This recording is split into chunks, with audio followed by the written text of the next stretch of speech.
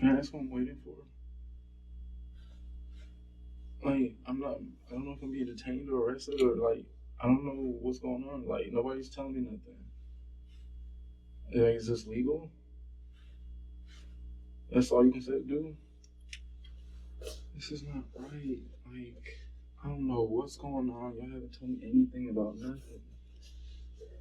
All I did was call y'all because...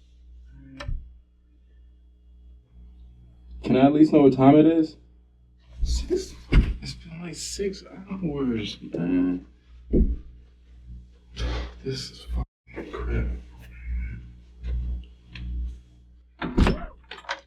Hey, how you doing? Did that water help a little bit? It did. Okay. You need some more? Mm-hmm. Sure. Is there anything else I can get you? Just trying to figure out everything's going on. Okay. Well, that's what we want to do too. I really do appreciate the handcuffs thing too. Yeah, no problem. No problem. Okay. Before I ask you any questions, before we talk about anything, okay, I have to read you your Miranda rights, okay? Okay, let's just state your name. Joshua Gibson. Joshua Gibson.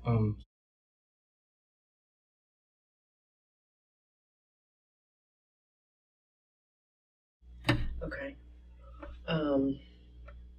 We're at the Powder Springs Police Department. And it is 1/14/2013. I left my phone in my jacket. What time is it? My dog ate my watch. 6:27. 06:27 hours.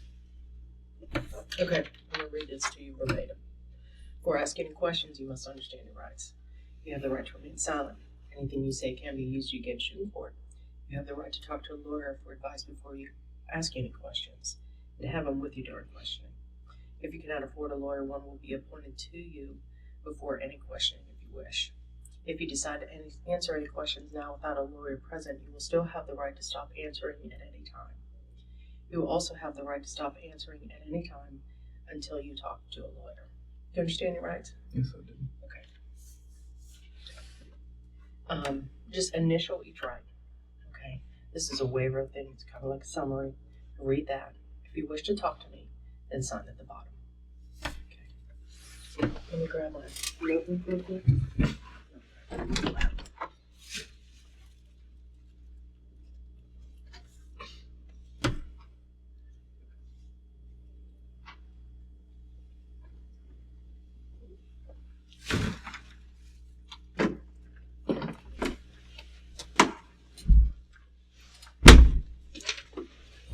Alright, now my question is with this. Sure. As far as threats, with this situation, I've been threatened before. But you haven't been threatened tonight? No. Right. So, okay.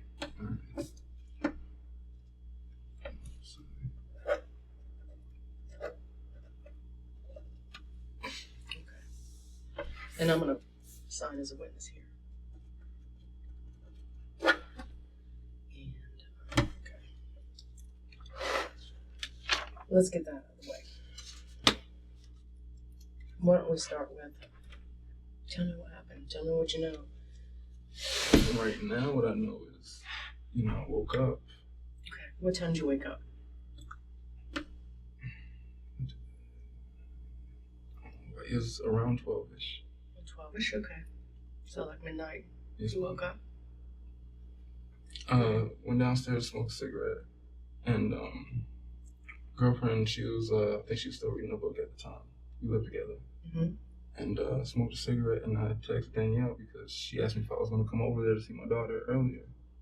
And I had texted her, no, whatever. I asked if she was mad or whatever. She said, no, it's fine. So I was okay. So she responded to you at midnight? No, I texted her earlier. Oh, okay. Around like 9.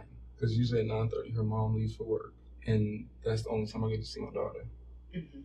And so when I texted her again at, 12 something, smoking a cigarette, she didn't respond. So she probably, she doesn't go to sleep till about 3. Because usually she'll be up texting me until I tell her I'm going to go to sleep because I usually work every day at 8. So I texted her like 3 or 4 times. Hey, are you still up or something like that? Do you still want me to come over there or want to see it and stuff like that? Then I called her like 3 or 4 times, and for her to not respond, I'm like, okay, either she's mad at me from before, telling her no, which it's the same things. Either she's mad at me from before, she's having this other company, whether it's a guy or a girl, or she might be asleep. But usually she would have her phone plugged up so her phone wouldn't die, and the alarm or the phone would wake her up, and she would call me. So with her not calling, I was alright, whatever. So I just I didn't leave a voicemail. I texted her that I was on my way over there, so go over there, whatever. This was all within like maybe 10-15 minutes. Head over there, whatever. I'm driving my girlfriend's car, which is what's over there now. My car is something's wrong with it. I was supposed to get it fixed tomorrow. Trying to think. So I go over there, and I hear my daughter crying. So I'm alright. So I'm knocking on the door sitting here. Her room is right here next to the door, and so I knock on the wall like I usually do because the doorbell makes the dog start barking, and so I knock on the wall. Wait a second, because usually it takes her a minute to get up if she's sleeping. I knock a couple more times. So then I called her and I texted her a couple of times. I kept knocking, and then I hear my daughter just like really screaming. And usually if she's taking a shower, she takes a shower in her mother's room. And she would have my daughter in her mother's room, with her so she could hear it. So with my daughter being in her room, okay, I know she's not asleep. You're not gonna sleep through that. So I think I kept calling whatever, and I even texted her like I'm about to call the police. If you don't come to the door, like what's going on? I'm not sure if y'all know about what happened only 2 or 3 weeks ago. Mm-hmm. Okay, so like that kind of brought it up, and I'm like, all right, so called a couple more times, and I told her like, all right, I'm about to call the police. Called 911, whatever. Told them everything that's been going on. They asked if I usually go over there at night. I tell them that's the only time I go over there is at night. Usually she would give me a heads up if I shouldn't come over there. She would say, hey, I'm about to have a friend over. All right. Just make sure, I always tell her, don't allow the person around my daughter. I don't want no other man around my daughter. That's just how I feel. Mm-hmm. Or she would say her mom's not working. I think Friday she thought her mom was gonna be at work. She had texted me before, don't come over. My mom's gonna be here. I said, all right, fine. And so I told her yesterday I was gonna come over, or I told her Saturday that I was gonna come over Sunday night, being last night. So she that's when she texted me at 9:30 asking, am I gonna come over? So you texted her at 9? It was like 9:30. It was like 9:30. Yeah, usually she'll text me or call me at 9:30 because she would be thinking that I'm already on the way. Okay. I'm just trying to get like a little bit of a timeline, I understand. So 9 to 9:30. Did she text you or did you text her first? I don't know. You'd have to go through my phone. Okay. But you're saying that she wanted you to come over tonight? She asked me if I was coming over. I told her no, because on the weekends I do a lot of heavy lifting because it's really I work at Goodwill and it's really busy, and so she knows on certain weekends I'm like not wanting to get out of the house. Mm-hmm. But she said she understood and left it at that. What time did you get to her house? I don't know. You'd have to go through my phone. I'm sorry. Okay, that's okay. Like I don't. Between somewhere around 12 and 12:30. I called her. Yeah, I called her a little bit after 12. And I never got a response from her. So about 12:30, 12:45 at the latest, I probably was at her house. About 12:30 at the latest. Yeah. You arrived at the house. And then I think it may have not been more than 5 minutes before I made that 911 call. Because I started, emotions started setting in.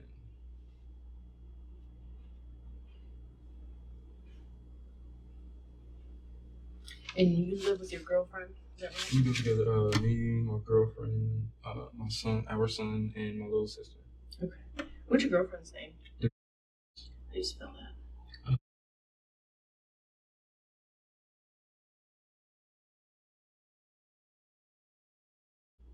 Do you know her date of birth? Yeah, I should. You should. Yeah. How long it's been going out? 4 going on 5 years. On and off.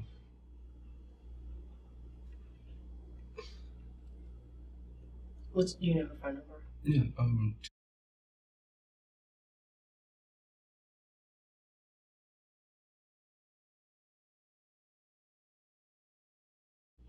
So, and what's the address that you live at with her? I don't know. Just she does all the paperwork and stuff. I know it's called.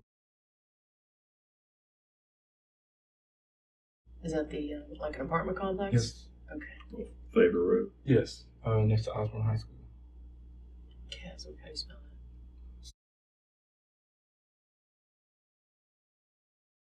that? Okay. Trails. And my apartment number is.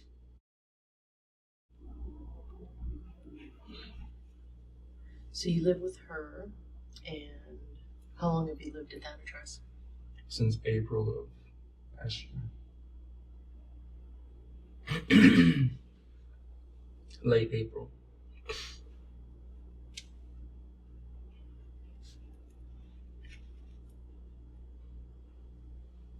And who else do you live with? My sister stays with us. Sister? What's your sister's name?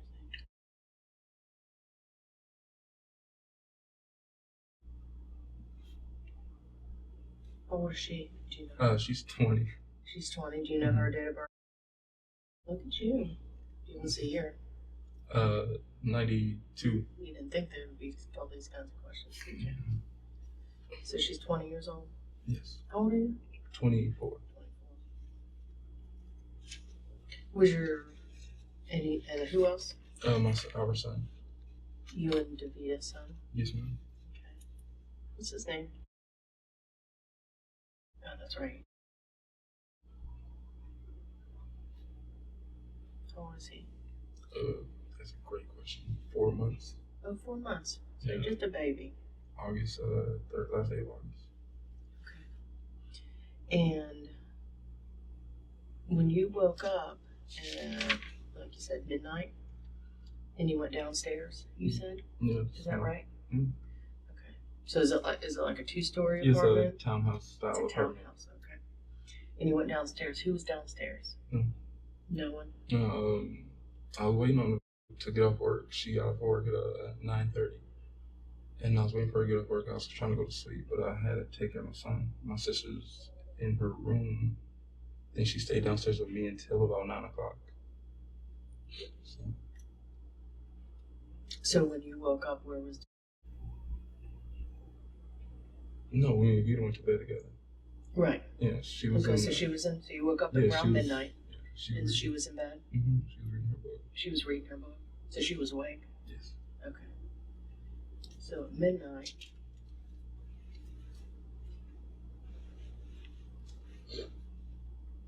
What made you wake up? I just wanted to lay down really. We went to bed like 11-ish together. Mm-hmm. And she said she was going to read her book, so I knew I wasn't really going to be able to sleep. And I played my little sister's Nintendo DS game, whatever. And you were playing the Nintendo game? Yeah, I was just to sit there, whatever, and I started getting tired, so I just took like a little nap. Like, it was only like 45 minutes or so, 30, 45 minutes. But, and where was your sister at? in her room, I'm assuming. Yeah. She doesn't really go out anywhere. She has a friend whose house she goes to, but that's like once a week, 3 or 4 weeks, like once a month. So when you woke up at midnight, your sister was in her room? I think so, because there's a red light that shows on her room, but she has a turtle. She has this little red lava lamp, light thing that's in her room. So, you see that, and then I knew she was in there. So. Why does she turn it off when she's not in there? I think so. Usually. Yeah, usually she keeps her door open when she's not home, when she ever goes to work. Where's your sister work at? Kroger or Powder Springs.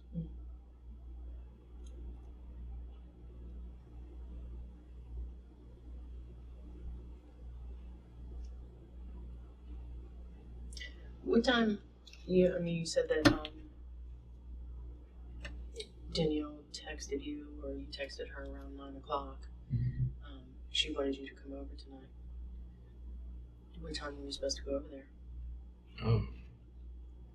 You mean as far as what? What time were you supposed to go over there tonight? Well, I didn't tell her until like 12. But I told her no at first, like I said. Oh, you told her no? Yeah, I told her I was going to go to sleep because of work. And that's when she said, okay, I understand. And let it be. So she texted you and wanted you to come over? Yeah, well, she just asked if I was coming over. Oh, and you said no? Yeah, I told her no. Because you had to work? Well, I got off at work at 7, and on weekends it's like really busy, so I was tired. And so I guess she understood. So you got off at work Sunday at 7? 7, yes. Mm-hmm. Made it home about 7:30 because I had to wait for a coworker to take me home. Mm-hmm. And do you have to work tomorrow? Do you have to work today? Any Monday? Or are you off? Mm-hmm. No. You off today? Mm-hmm. Schedule off. Okay. So when was the last time that you spoke with Danielle? Like first face to face? On the phone. On the phone? Yesterday. Yeah. Yeah, sure. I speak to her. We speak every day. You do. Our relationship is not the best. It's gotten better, but we still have our battles. Right. Tell me about that conversation. Which one? Yesterday on the phone. I told her about Thursday I lost my debit card. I was looking for a debit card because I was supposed to get my car fixed on that Friday. And so I think Thursday night when I left her house, I asked her if she found my debit card or if I left my debit card at her house. So she was like, no, she couldn't find it, whatever. So that's when me and my girlfriend started searching our cars in the house to see if we could find my debit card. And so when Saturday came, and we talked on Friday, and then we talked Saturday. Saturday, she just asked me when my new car was coming in. And I told her no later than like Tuesday. So you talked to her Saturday on the phone too? Mm-hmm. And that was about what? That was about the debit card. Because I told her I was going to give her some money for her daughter. And do you pay child support? Not court order. No court order. No.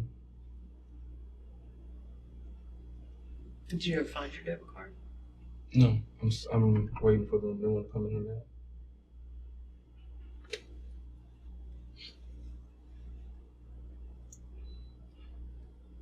When were you supposed to give her the money? I was supposed to give it to her Friday when I got paid, but I explained to her the situation as far as the debit card, whatever. So Friday you told her that you lost the debit card? Thursday night going into Friday. Okay, so you lost the debit card Thursday going into Friday. Mm-hmm. And then you called her on the phone Friday, said you lost the debit card. Yes, ma'am. How much money you were supposed to give her? $200. And you said your car broke down too? Yes. And that's in the shop? Well, it's at the house now. It's a guy I work with. He knows a guy who does mechanical work. I've been talking to him on the phone for about a week now. Mm-hmm. And he told me I brought my car to his house and we drove around on it, told me what was wrong. What's wrong with it? Well, my girlfriend thought it was suspension, and he told us it was something called the bearings. I don't know anything about cars. Me neither. So he said it was the bearings. I asked him how much it was going to be. He said he'll charge me only $300. So I called my best friend, Shabral. He stays in Kennesaw. I asked him how much bearings would be. He said he was getting his wife's changed, and hers was like $550. So he told me it was a good deal, and I've been just waiting to receive money so I can go pay for that stuff. When did you talk to him? When did you ride around with him? The mechanic guy. Mm-hmm. Talked to him maybe a week ago. Okay. So your car is your car drivable? It is, but it's really loud and you can tell something's about to really go wrong. He told me that if I drive too long, the wheel would lock up. That's not good. No. Okay. So he thinks it's the bearings. Yeah. He's going to change that out. Okay. But did you ever talk to her on the phone Sunday? Sunday? No, I haven't heard from her all day. Usually she would text me in the morning while I'm at work. You know, hey, how you doing? Ava misses you. You know, small talk like that. She didn't talk to me all day Sunday. Didn't. Well, no, she did because you said that she texted you. See, until that night. That's what I'm saying. Like usually she would talk to me. She knows I go to work at 8. Usually about 7:30 on my way to work, she would text me, "Hey, good morning." Mm-hmm. By lunchtime, she would want to talk to me on the phone just to see, you know, how I'm doing, whatever, and talk about, you know, baby. Mm-hmm. But that's what, you know, it didn't happen Sunday. I think Saturday we didn't really talk until I got off work as well. Okay. I'm not sure. She mad at you? No, we haven't had any arguments in maybe 2 weeks. 2 weeks. Yeah, tell me. I mean, I know a little bit about the incident with cops, but I want to hear your side because I don't know. All right, I think it was like 3 weeks ago. 3 weeks ago? Yes. I'm not sure if I worked or not, but it was about 10 o'clock, and Danielle called me like always. Are you coming over? I told her yeah. No, she texted me, are you coming over? I said, yeah, I'm gonna stop at my parents' house first. I have to pick up some mail because I was needing to send some mail off by the next day. Which parents live in? It's by Hollydale Elementary. Okay. And I told her I was gonna go to my parents' house and then swing by over there. Mm-hmm. She was all right, fine. And a little bit after 10 o'clock, she called me, and I was in the bathroom. She was like, hey, are you on your way yet? I told her I'm just about to walk out the door. She was all right, I'll see you in a couple minutes. I said, cool. And she said, why do I have to stop at my parents' house or whatever? I told her to pick up mail, and I think we ran out of money, so I had this free Kroger gift card for like $25 I was going to pick up so we can get some groceries. Mm-hmm. And so I hung up the phone with her on my way to my parents' house. Made some turns, whatever, and as I made another turn, a car drove past me and shot at me twice. So, you know, I called 911, told them what happened, talked to investigators. They asked if I was in the gang, told them no, have any kind of issues with people, told them no, you know, asked if I had any drug issues, you know, no, nothing like that. And they asked, you know, who I think it could possibly be. I said, you know, it could have been Danielle because we've had our issues. You know, we have police reports on each other, restraining order against, you know, me, mm-hmm. different things like that. You know, we recently went to court and she tried to deny me of being legitimized. Mm-hmm. And after court, like after a week, you know, she asked me if I wanted to see my daughter. And when I went to go see my daughter, you know, I talked to a lawyer and he already showed me that I was legitimized. And I mean, that pissed her off. And that was the reason why I thought, you know, maybe she knew, because we've already talked about it. And I told her, you know, if I'm not allowed to see my child the way I'm supposed to, I'm going for full custody. Mm-hmm. And I've always told her that. And she would always ask me that maybe every 2 weeks or so. Are you still going to take me to court? And I would say yes. She was like, all right, well, just when you when I get served again, you're not going to be able to see your daughter until that court date again. I said, okay. And so that's the reason why I thought, you know, it was what it was. But when the investigator talked to me, he said, you know, he didn't believe it. I'm like, okay, well, y'all need to check her phone because she talks to a lot of guys and she really knows how to piss people off. Mm-hmm. You know, and I don't know how they would know where my parents live or how they would even, you know that I told her, you know, I was going to my parents' house. So they was like, yeah, we think it might be just a random thing. It's okay. So, I don't know. But do you believe that she wanted you dead? Not anymore. Not after we've talked and we sat down and, you know, she expressed that, yeah, we hate each other's guts. We've admitted that. Like, we can't stand each other. We're both hurt by each other. We both did each other wrong in so many different ways. We were physical with each other, you know, in an abusive way. But as far as like really wanting to do damage to each other, no. I mean, she kicked me below the belt once, and when I went down, like she actually sat there and was like, "I'm really, really sorry." I'm like, "Well, we just got into a fight, how, you know?" Mm-hmm. So I do know that we care for each other, but I don't think that what happened to me is directly from her. Indirectly, maybe, you know, I sit around and I think about it, it's like, I know she pissed somebody off enough to do something like that. So how would she piss somebody off to be able to shoot at you and try to kill you? I don't know, explain that. I don't know. It's just she has her ways. Like, I mean, but are you saying that she would tell them bad things about you and what you're doing, no, I so just that they think would that want to kill you? she knows how to lead like people on, and you know, I don't know. She's really. I'm not sure what the word is. I'm trying to think of the right words to say. Like, I just know like she knows how to, you know, be happy with somebody, and then if she's not happy with you, she's gonna attack you. You know, when we were together, we were perfectly fine. You know, we got into one argument and she hit me, and I'm like, look, I'm 6'5", you're like 5'8". Mm-hmm. You know, that's a battle you're gonna lose every time. Mm-hmm. And I left, and that's when we broke up. And ever since then, it's all, you know, you're never gonna see your daughter, blah blah, you know. And that's what she does. Like, she tries to get, you know, on Facebook, she would brag about these Facebook wars and stuff like that, and how she likes to piss people off on Facebook. And I'm like, you know, see, that's why I don't go on there. You know? And she tries to hurt people with her words real bad. What's her name on Facebook? Is it her name, or is it some another different name? Yeah, I think it's under a different name. What's her Facebook name? It's Danny something. I can't remember. DANNY.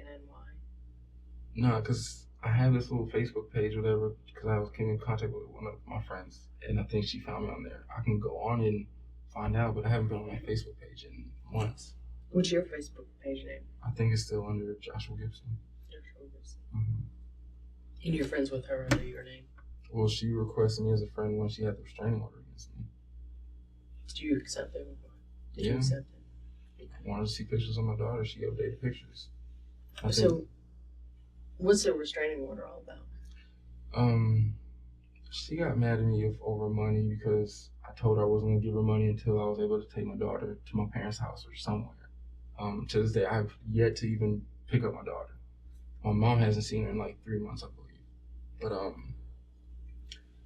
got into an argument as always. She would hit me. Out of maybe the 6 fights we've had, it wasn't until the very last fight that we had where I fought back. Every other time it was, I would push her back, tell her like, look, you know I will hurt you, and I would like practically run off. The very last time is the only time I've actually fought back and made sure I made my point. But it's like so for the restraining order to happen, she's sitting by the door. I'm trying to walk out, and we're arguing over sex because she wanted me to keep giving her sex. I told her no. Like, every time I was trying to give you that, like, we would fight before or after because you'd want to be back with me or whatever. And so she would go back, hit me, whatever, slap me, and she would tear my shirt or scratch my chest or something so I can, you know, go back home with marks on me and stuff. And so something happened when she said I threw a bottle at her or whatever. But I never threw a bottle at her. And I went home, whatever, and I think she called her mom or something like that. And her mom the next day went and put a restraining order against me. And so, I mean, I followed it. And it was about 5 days later, which I recorded. She had her friend call me, and I guess three-way me through her friend. And I recorded the conversation of her talking to me, telling me to come over like 2 days later. So it was like 7 days after a restraining order was put out. And I think the next court date was two weeks after we put a restraining order out. Mm-hmm. And so I was like, you know, you're violating the restraining order. She's like, no, please don't record, because I record almost all the conversations we had. Mm-hmm. And I told her, you know, I can take this to court and you could probably get in trouble. And so, you know, we talked about it, and she was like, just come over. And I was like, look, if my car's in your driveway, I'm going to get arrested. She was like, okay, we'll park in the cul-de-sac. So I parked in whatever little cul-de-sac. Powder Springs police actually found it and ended up calling my mom, which I never understood to this day, like, why they would call my mom. Was your car registered to your mom? Was it registered to you? Was the phone number to your mom? My number, my name and number. Mm. So my mom called me saying, hey, the police found your car, where are you at, blah, blah, blah. I told her I'd call her back. I called the police, and the lady said, you know, we found your car. I'm like, well, I'm in like 3 or 4 houses down. Met the police asked, you know, why I parked down the street. And the three of us, me, her, and the baby, came out and was like, look, she has a restraining order against me. I know I'm not supposed to be here. You know, we're trying to work things through, and, you know, that's just what happened. She ended up dropping a restraining order the day of the court date. I went to court, and judge, I guess, was handed a letter saying that the restraining order was dropped. He asked me if I wanted to say anything. I just said no and walked off. So you're saying that the restraining order was because you threw a bottle at her? I think that's the statement that she made, was something about a bottle being thrown at her. But what about the last time you said that you did get physical with her? I did. Well, tell me about that. This was probably in the summer. I'm trying to think, like, we got into an argument. I don't have any clue what the argument was about, but we was in the living room, and she picked up a broom or whatever, and she started hitting me with the broom. I grabbed the broom, threw it down, and I grabbed her, put her on the couch, threatened her, like, look, I will knock you out. And so I let her go, and I'm trying to go through the door, and then she runs and, like, she starts jumping on me, whatever. So I grab her, and I, like, slapped her 3 or 4 times, grabbed her, flipped her on the floor. She has a hard, I don't think it's wood. I think it's like a concrete floor or something like that. It's a little marble floor. Slammed on the floor, whatever. Put myself on her, and she's like, get the F off me, blah, blah, blah. I'm like, look, I'm not finna sit here fight with you, blah, blah. We're arguing, whatever. And so, get back up, my clothes are torn, whatever. And I think we scuffled like another 2 or 3 times. It was like a 10-minute fight. I went home, and girlfriend asked what happened, told her me and Danielle got into a fight, and she was like, all right, whatever. Yeah. Did she call the police? No. The reason being, the police told her after the fight before then, if anyone called the police again, we would both go to jail, regardless of what the issue is, because the police has been out there a lot of times between us. And I think that's the reason why I actually fought back.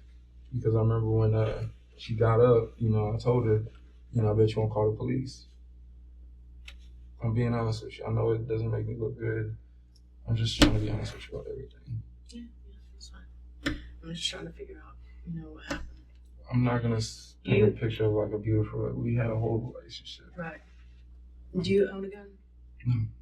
No. I have talked to my girlfriend about getting one, and I told her, when our taxes come back, I do want to get a shotgun. Does your girlfriend own a gun? No. What's your sister? No. What about Danielle?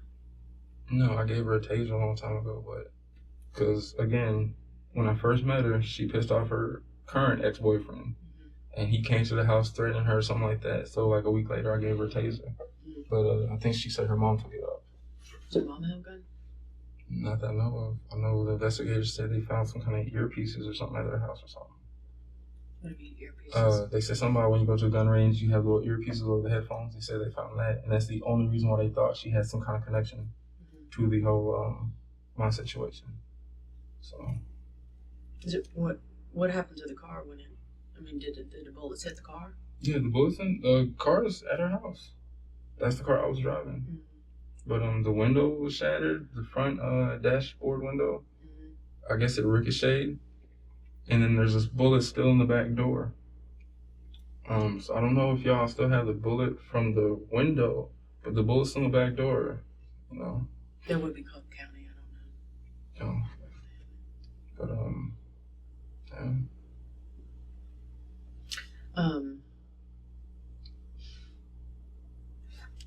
So you went to work, or you got off work at like 7:30, is that right? Got off at 7, had to wait around for like 20 minutes.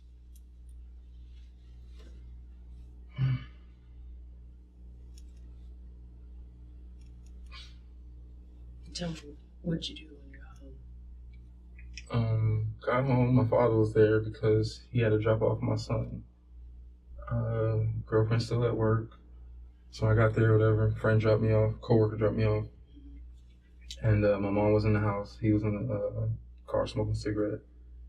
Get in the house, me and my mom bickering back and forth all the time. So your mom and your dad were at your house? And I asked my dad how he's doing, small talk, whatever. He said, I just here dropping Junior off, whatever. So as soon as I go in the house, my mom's getting ready to go, whatever, and tells me, when last time he's fed and blah, blah, blah, blah. And asked my sister to watch them so I can go take a shower. Mhm. I go take a shower, come downstairs, and she, I think he starts throwing up or whatever, spitting up. So I grab him, take care of him, and change his diaper. And she stays down there, was downstairs with me for a little minute. I was on NFL.com looking up sports, the games for tonight, whatever. And we're talking about just random stuff. And eventually she just goes in the room. And I put my son to bed around. See, I have to look at my phone because I text my girlfriend when I was putting him to bed. Mm-hmm. I was putting him to bed around 9 o'clock. Yeah, about 9 o'clock, I was putting him to bed so I can get him to go to sleep, so I can try to go to sleep. Mm-hmm. But yeah, he kept crying, so I kept having to give him the bottle or whatever. Okay. Was he asleep by the time your girlfriend came home? Yeah. Because she didn't have to watch him at that time. What time she get home? A little bit after 10. She got up at 9:30. Usually she would be home within 10 minutes, but she had told me that she had to go get her brother's debit card. So about 10 o'clock, your girlfriend came home? About 10, a little bit after 10.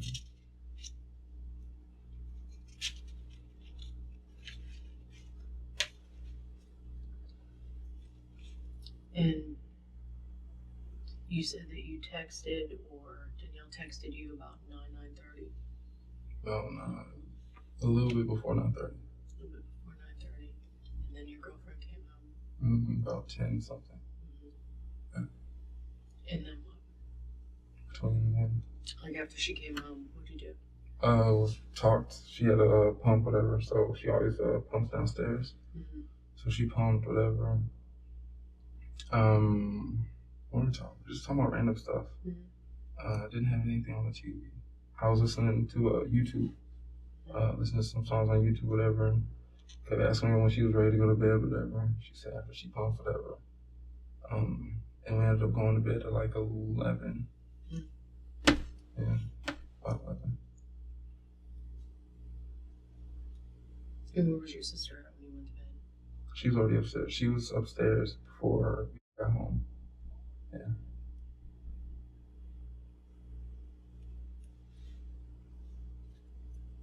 So she was in bed by my sister was probably upstairs probably by 9 o'clock.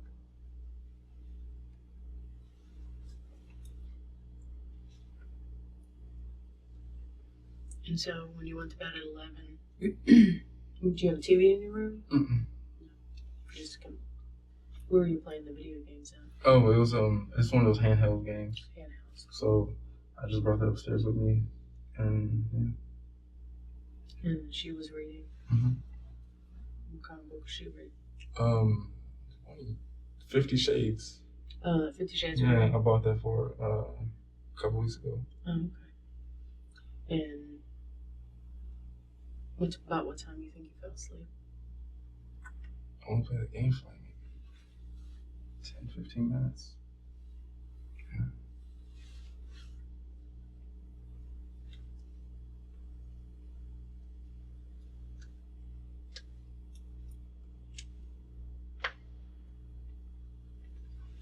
And you said you woke up about midnight? Yeah, around midnight. Probably a little bit after. And your girlfriend was up, still reading? Mm-hmm. And what'd your girlfriend say about you going over there? I told her I was going. She said, all right. She'll care. We've had our issues with that, but after a while, she understood the only time I can go see her was at night. If I haven't seen her in maybe 4 days, if it's like 12 o'clock at night, like my girlfriend would say, are you going to go see her still? And I'm like, no, it's way too late right now. And, she'd be like, all right, you sure you don't want to go? I'm like, look, I don't want to go because I don't want to come back home at 3 in the morning. Mm-hmm. I mean, even though when I go over there, usually I'll sit there and watch Sports Center and just make sure I can see. I mean, that's all I really want is to be able to just see my kids. When I take care of my son, like today, I'm supposed to be home, whatever. He's going to be on the couch and I'm going to just have the TV on and just, sit there. Mm-hmm. So, I mean, at the beginning, she hated how I had to go between 9:30 and 12 o'clock. Mm-hmm. But, I would miss like a whole week and then she would say, look, just go,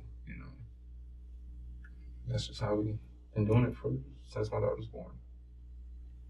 She didn't like it, I'm assuming, because she thought you may be cheating with her, or She had her suspicions. And you say you've been going out with your new girlfriend off and on for 4 or 5 years, but you have a 9-month-old with Danielle. Yeah. I'm trying to think what year it is. Wasn't last year, was it? No, it was born. So summer of 2 years ago, me and broke up. We only broke up for like maybe 2 or 3 months, and in that time is when me and Danielle got together. How'd you meet her? Is it like you met her at that time? Yeah. How'd you meet her? Job, Goodwill. Okay.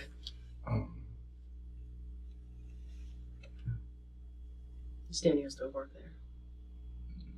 No, she quit maybe a couple weeks, not a couple, maybe about a month or 2 after the baby was born. She work out? No, she's going to school. What's she going to school for? She said nursing, but I mean, I don't really ask her about schooling or anything like that. I know she asked me, when I get my taxes back, will I help her as far as school? And I told her, I'll give you what I can give you, but, I've always made it clear, everything I give you is for our daughter. And she does take advantage of that. She still asks me for cigarettes and to buy her food and for other little things like that. If our relationship's good, I'll do it. But it's been a couple of times where I'm like, no. But as far as the whole school thing, she's asked me if I could give her like $2,000 with my taxes. And I told her, depending on my taxes, I might give her between $500 and $1,000 at the most. Does she get food stamps? She gets food stamps. Does she have any other kids? No. We only have one together. That's her only child. That's her only child. Okay. So tell me about her mom. Do you like her mom? Does she like you? I never had a problem with her other than the day my daughter was born. Her mom made it clear that I wasn't allowed to see my daughter. Why? Because the day me and Danielle broke up, when I was with Danielle, her mom was like, he's a keeper. You should make sure no matter what, you should have him, blah, blah, blah. Because, I treated her right, Her mom's been in an abusive relationship with her pops, and it trickled down, so you know how the cycle works, abuse just goes down by the family. So Danielle, every time she had a boyfriend, from what I've experienced, they always abused her. So for her to be violent towards me and I didn't hit her back, I guess she saw something. And then she told her mom what happened. And her mom was like, Josh, she was wrong for hitting you, blah, blah, give her another chance, that whole thing. And I mean, as a group, we were fine with each other. But the second we broke up, her mom hated me, and never liked me since. I've called her, after Ava was born, I've called her like twice, left her voicemails like, look, we're family now, we need to get along, blah, blah, blah. And we never got along since my daughter was born. So when you woke up, you started texting her? And what'd you say? I asked if she was up. I asked her if she was up and if I could still come through. And then I waited a second. And I think I said, hello, are you awake or something like that. And I think I texted her something else. And then I called her like 2 or 3 times. And then I think I texted her, okay, well, I'm on my way. And that's the way over to her house. I called her like 2 or 3 times. And I texted her something like, this is why I never call when I'm on the way because you never answer anyways, blah, blah, blah. So, and then I also asked her, tell me what did I say? I put, let me know if you're with someone so I don't, whatever. So I asked her, like, are you with somebody? Just tell me so I don't waste my time or something like that. So why did you go over there if she wasn't answering? I've done it before. And I'll knock on the door. If she's asleep, I'll be like, sorry to bother you. She's like, oh, don't worry about it. Go in. She would ask me if I want something to eat, if she has some food or whatever.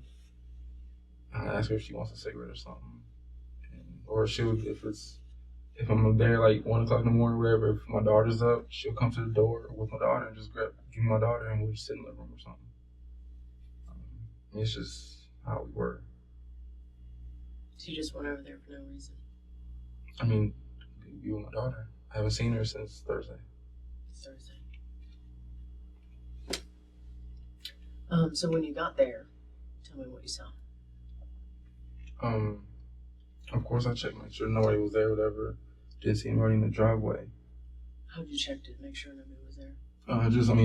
Usually when her street's like this, whatever, and there's a turn, and then there's a stop sign. At the stop sign, usually somebody would be parked there, and if somebody's parked there, I would go in the cul-de-sac and just turn around, whatever, and I'd call it like, is that a family member? Are you having company, whatever? So her company would park in the cul-de-sac? No, it would park right on the street in front of her house. Okay. So when I saw there was nobody there, I always turn my lights off because her neighbor across the street would always watch to see if my car was there. She would call her mom, and then her mom would call her and say, I want him out of my house, whatever. We got caught like 4 or 5 times. By the neighbor? Mm-hmm. And so as I'm pulling up, my lights are off. The parking lot's empty, or driveway's empty, so I pull in, whatever. Go, if she's awake, usually she would have the living room light on. And it was off, so I'm like, all right, she's in the room asleep, whatever. So I knock on the wall, like I usually do, and didn't hear anything, whatever. I knocked on it again, and then I started texting her, whatever, hey, I'm outside, come open the door, blah, blah, blah. Called her like 2 or 3 times. And then I heard my daughter start to cry, whatever. Mm-hmm. And so then I think I texted her, why is Ava crying? Why aren't you doing anything or something like that? And, that's when I said, I'm going to call the police, whatever. What happens every time you call the police or whatever. And, I couldn't see in the window because the light was off. Called 911. The police got there. Did you look in at all the windows? Looked Did you look in any windows? Yeah, I looked in because she has a window, and a big circle window, and then the garage. Mm-hmm. All right, the first window, and this is when the cops had came, whatever. First window, the blinds were down, just closed. The second window, the blinds were down, I think up top, but on the bottom there was like a little space, and I told the lady police officer, I was like, can you flash your light through there? And she has, grabbed her flashlight, looked through, whatever, and I tried to look through it with her, but she, told me to back away, whatever. The third window was closed. The other window, I think, is a little higher. The circle window? Yeah. Mm-hmm. And it has a little curtain, whatever. And then... Did you look through that window? Before the cops got there, yeah, I did. What'd you see? I just glanced up, and you see the light, whatever. What light? The kitchen light. She always kept the kitchen light on. Mm-hmm. Yeah, I saw the kitchen light, whatever, and you couldn't really see anything, whatever. And then I looked through the garage. Garage is always dark. She never goes in the garage. Mm-hmm. I know that for a fact because I've been through the garage one time when I needed to get some gas, and she told me she had a gas can in the garage. And from the minute I walked through the back door, there was a back garage door to the front of the garage door because the gas can was there. And I had spider webs the whole way through, so we're like laughing whatever about all the spider webs, whatever. Mm-hmm. So garage door, and yeah. So before the cops got there, did you go around to the back of the house? Mm-hmm. Why not? She never uses the back window, the back door. If you're looking through the windows trying to find her. No, because the living room's so small. The back door and front door is like right there. Mm-hmm. I never really thought about doing that. But you couldn't see through the windows, right? Mm-hmm. So you couldn't see the back door through the front. I didn't, but I think you can, but I didn't specifically see. Right. Okay. That's Other than that, I didn't feel like jumping the fence to her room or anything, which, yeah, I didn't even think to do that. When you first got there, did you hear the baby crying? Very first got there? Mm-hmm. Not when I first got there, it's when after I started knocking. Knocking on? her no on the because the door sits here and then there's a wood like a wall where the door is, and it's like real thin. I always knock on there like 3 or 4 times, and then she would come out. Is the baby in her room? Mm-hmm. So when you're knocking on the window, that's when the baby started crying? Yeah, on the wall. Mm-hmm. So you could hear the baby through. And that's when I after the text and call or whatever, I called the 911 operators. And I was on the phone, and I told them, like, I still hear her. Like, she's really wailing right now. Mm-hmm. And they said, all right, just stay on the phone, whatever. And then they started asking me questions and things like that. Mm-hmm. Excuse me. When you got to the house, were you worried about her? Danielle? I was worried about both of them. Yeah. As far as hearing Ava, like, it made me feel good. Like, all right, she's just crying or whatever. As far as Danielle, I think I texted her, did you didn't leave her, by herself, did you? Or something like that. Because she's never left by herself. Mm-hmm. But I know, like, I've asked her, where she would be at one day or whatever, or one night. And I tell her I'm on the way. And then I'll see her walking in her driveway. Mm-hmm. It would be in the house. I'm like, where are you coming from? She's like, oh, no, I just walked up and down the street. But that's the only time it's ever happened. So I'm asking, I think I texted her, like, did you leave her? It's not you to leave her by herself or something like that. Other than that, I was worried about my situation and, is something happening? What do you mean, your situation? Was somebody trying to hurt me or, if it wasn't a random thing, could have been somebody that she pissed off. Like, in my mindset, I felt like she pissed off the wrong dude and something happened. So that dude wanted to kill you and her? I don't know. I'll be thinking, like, I'm just sitting there thinking, might be playing the Xbox. I'm like, you don't want to maybe hurt her, but you want her to maybe feel hurt, So how do you hurt her without making her feel hurt? Either her daughter, the person she's still in love with, her mom maybe, something like that. She says that she doesn't do any drugs anymore, but I don't believe it. What kind of drugs did she do? She smoked marijuana regular. Mm-hmm. Her mom allowed it. Mm-hmm. You smoke? On occasion, she told me about her usage. I know she drinks a lot. Mm-hmm. And I did receive an email from her that I was going to use in court, but I was never given that opportunity by her saying that she took a whole bunch of pills, whatever like that, and she wanted to kill herself. Mm-hmm. So, when the cops kicked me out, I'm asking the cops, what's going on? They say your baby's fine. I said, okay, that's fine. What about Danielle? They're like, just go outside. We told you not to be here, and then they put me in handcuffs. I said, okay, what happened? And the only thing I can think of is, okay, she wouldn't really drink by herself a lot. Mm-hmm. If I'm over there, she'll get completely smashed. Mm-hmm. And, then I'll tell, my girlfriend, like, look, she's drunk. I'm going to be over here for a couple of more hours. And she'll say, okay. But other than that, the only time she'll get, if she's drinking, she would maybe sip on a couple of Moscato or whatever she has. She would not really get smashed. So, I didn't think she, drank too much, whatever, by herself. Only thing I could think of was, okay, did she overdose on something? Whether it's pen or cocaine, or did something happen to her? Like, did somebody do something to her? And I'm asking police officers, and I still don't know now what happened. Like, I've been sitting here, I've been detained, they said I wasn't under arrest for 5 hours, and I still haven't been told anything. So I'm still thinking, okay, it's an overdose. Did something happen to her? Like, I don't know. I know it's not good. And I kept asking about my daughter, and I saw my daughter, and I'm like, okay, that's one relief. What's the next one? And then as they put me in handcuffs, I knew something wasn't right, and I'm like, oh, I'm the only one here. And I just was like, all right, whatever. So when you were sitting there knocking on the door, all these things were running through your mind, that your daughter could be left at home. Do they have a wood fence, privacy fence, or is that a chain link fence? Oh, so it's the chain? It's a chain link fence. Okay. Mm-hmm. But it's just like a regular, normal size chain link fence. Yeah. It's not a high one. So if she's not answering the phone, and your baby's crying, you didn't go behind the residence to just see.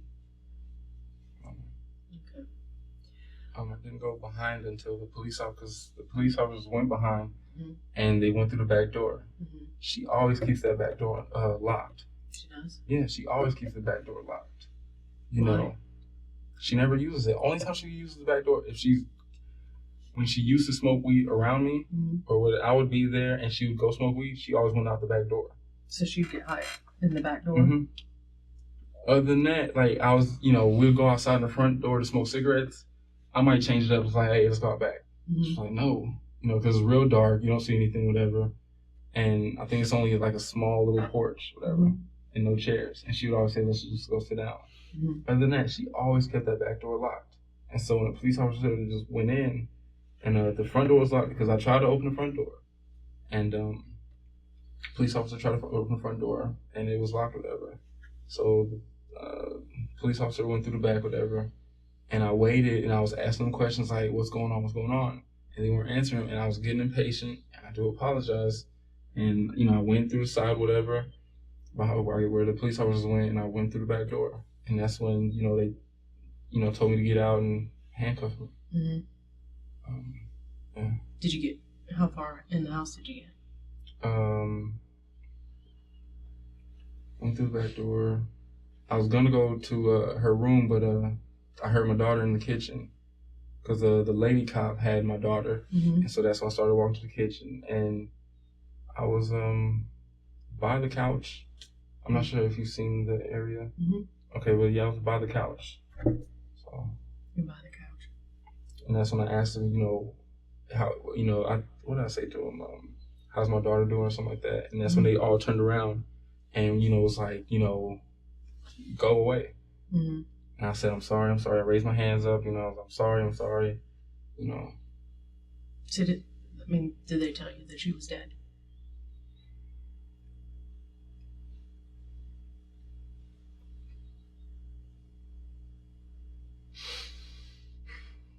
They say how? So we're trying to find out. I'm sorry. I know we had a bad relationship, man. I know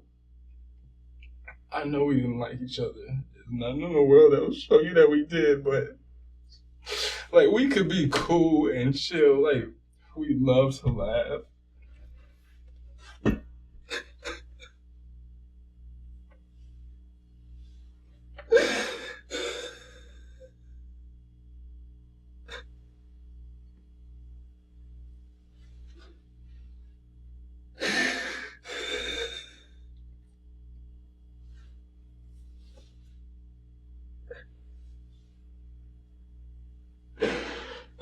I know it.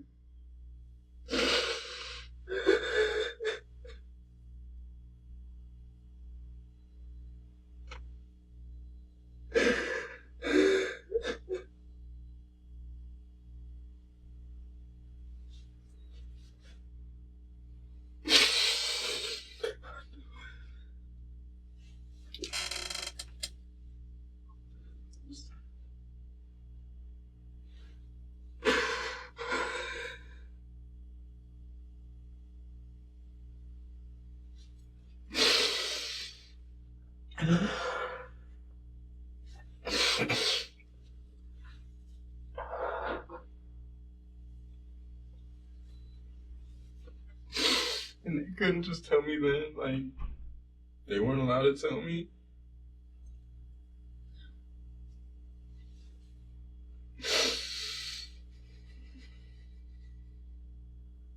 When was the last time you were in the house? Thursday. I was supposed to go there Friday, but she told me at the last minute that her mom wasn't gonna go to work. She told me that because usually her mom works from 6 to 12 or 6 to 1. She's usually home by 2. Every once in a while I go over there at 6, but because I'm usually coming home around 6 o'clock, I would still go over there from 9:30 till 12. And when her mom calls and says that she's on her way home, we know we have like an hour till she gets there. And I'm usually gone, within like 10, 15 minutes. But she said that her mom was supposed to work from like 3 to like, she said her mom's supposed to go in at 3 o'clock in the afternoon on Friday. And she's only supposed to go in for 6 hours. So, and I think Friday I work from 10 to 7, I believe. And so I just didn't go over there.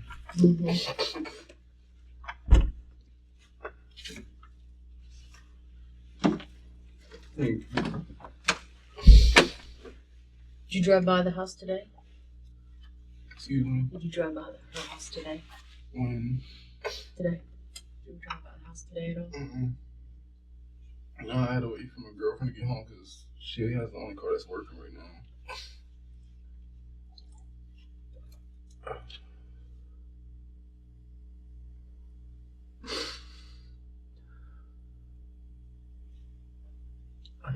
We knew we weren't going to get back together, and she said it was okay. She understood it. I knew she kept thinking it was hope for it and everything. We couldn't be friends. I know that.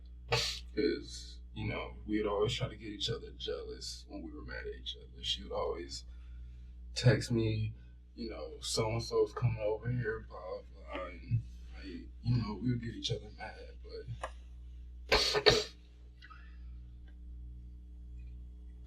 And we could sit down and watch a movie with our daughter and things would be fine. She would always brag about how we like comedy. She would always, even though it made me mad, she would always bring up my girlfriend. Your girlfriend doesn't like Kevin Hart the same way we do and stuff like that, Were you having sexual relations with her?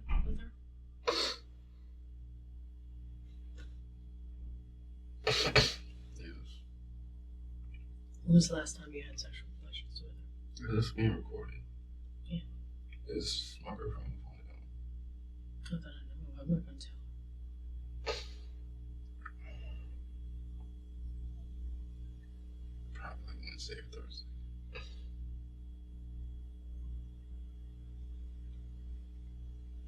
So that was the last time you saw her face to face? But actually seeing her in person was Thursday.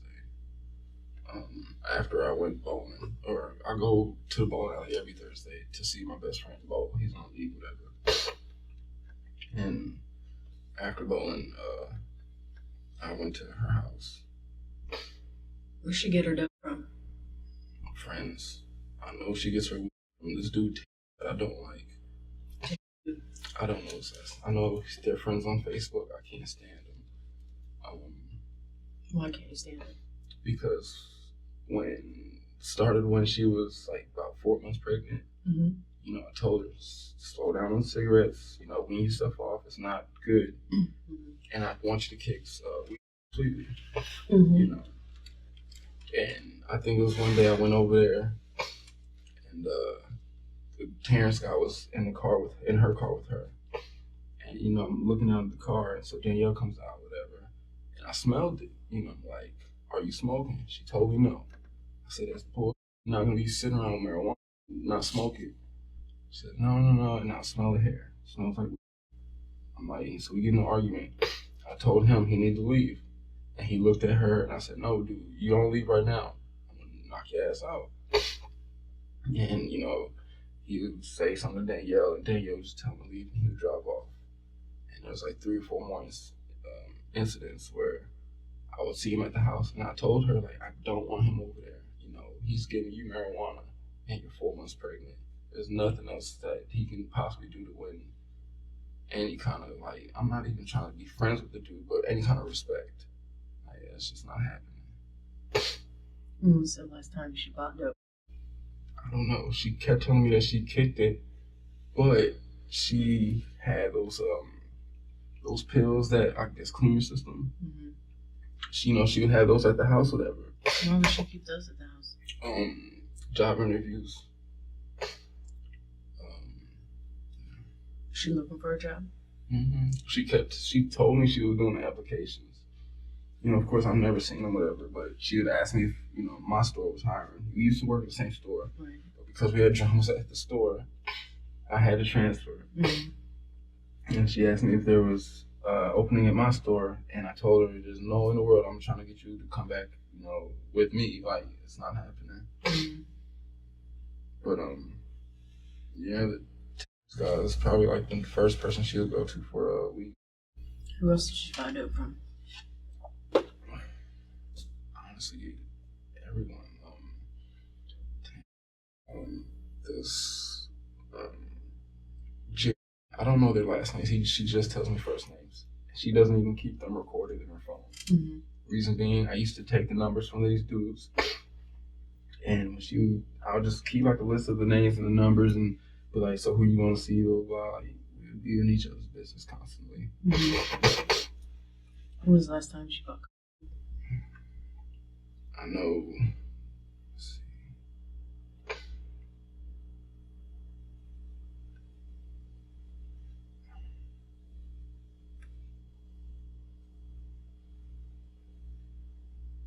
I know she used it sometime in the summer. Reason being, I went over to her house, and she said she was inviting some friends over, two guys, whatever. She told me she wanted me and my daughter in her mom's room, Mm-hmm. which we went to her mom's room, whatever, and laid on her mom's bed and watched TV, whatever. And her and the two dudes were in the living room, and she came back. You know, she was high, so she been smoking. She said no, and you know, snort, whatever. And something happened where she got into an argument with the two guys, and they were like hitting her or something like that. She got into an argument with the guys. Mm-hmm. The guys that were selling her the coke. They were all. I don't know if they sold it to her or, cause the two guys were smoking her. I know she snorted it. Mm-hmm. And Was this at her house? yes, and after they had left, I think they got into an argument, and she made them mad, or they made her mad, and so she made them mad again. And then they ended up leaving, and she ended up going to bed, and she passed out like real fast, and she was gone. And I stayed over there for like 4 hours or so. Who were these guys? Ex-co-workers of hers at her job. What are their names? One was Jeff. He's some tall guy, coincidentally, and the short guy. What's his name?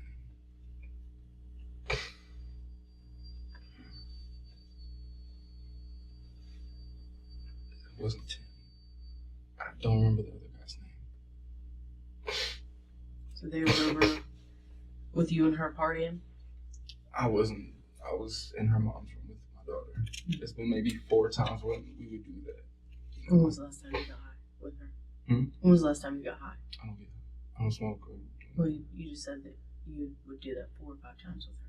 No, I would go over there and watch my daughter while she gets with her friends. Okay. Like, she would say, Josh, is okay if so-and-so comes over. I'd tell her, I don't want that person around my daughter. She'd say, all right, well then, take it to the other room. There's been once where she was about to allow me to take my daughter to my mom's house, but then right when I got dressed, she just said, no, just take her to the other room. It was like 4 or 5 times where that's where I would take our daughter to her mom's room, and she would be in the living room with her friends or whatever. Mm-hmm. So that's something about that. I can sit in the drug test. I have no problem with that. I just had one for my forklift at my job. Mm-hmm. So I have no problem with that. How many times a week did she party? Did she have friends over? Recently, 0. This has been all in like the summer. You made her stop. I know she kept saying that she wanted to get into a serious relationship. She was trying to get out of this whole party girl lifestyle, whatever. And because I know she stopped going to clubs. You know, when my daughter was born, I think she went to a club like maybe 2 or 3 times. Mm-hmm. In like the last 9 months or so. But she said she was trying to get into a serious relationship and find somebody to make her a wife and all this other stuff. She dating anyone else now? I don't know. She said she was supposed to go on a date this weekend. With who? I don't know. She wouldn't tell me. She said a friend was hooking up with some guy. Mm-hmm. This was supposed to be the date on Saturday. And on Friday, she said that somebody wanted to take her out, but she wasn't attracted to him. Mm-hmm. So she was at home because, we text each other while she was, then she watched the movie both nights with her mom. Mm-hmm. So she would text me, hey, I can't talk on the phone, but I can text you. And we would text, whatever. Who's your best friend?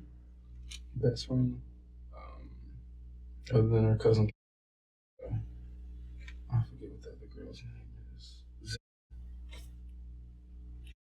It's what? I don't know. I never really get last names from her. Who else is close to her? Cousin? And who else? A girl named Who else? Another girl named this, but she pronounces it I'm not sure if it's spelled differently. A girl named she has her name labeled on her phone, I believe. Mm-hmm. And then there's another girl in her phone that she talks to, and is a really close friend of hers. We don't like each other either. Okay. Just never liked each other. Danielle's like opposite of what I am. She's the party type. I'm more to stay at home. She smokes and drinks. I might have a beer once a month, And her friends are all like her, whatever. So her friends would ask, why don't you invite Josh to come smoke, whatever. And she's like, no, Josh doesn't smoke. And so I guess they looked at me different for that, whatever. But I never got along with her cousin and her best friend. I think we've been, what's the word? We can say hi to each other, cordial. We can be cordial to each other, whatever. But we never had like a liking for each other. Is there any reason why none of these people like you? Whatever she tells her friends. What do you think she tells them? That I'm a bad father. I know she's always been pissed off at me because we never worked out. Mm-hmm. Just our problems. Friends are always gonna stick with friends, other than tell you that you're wrong. Right.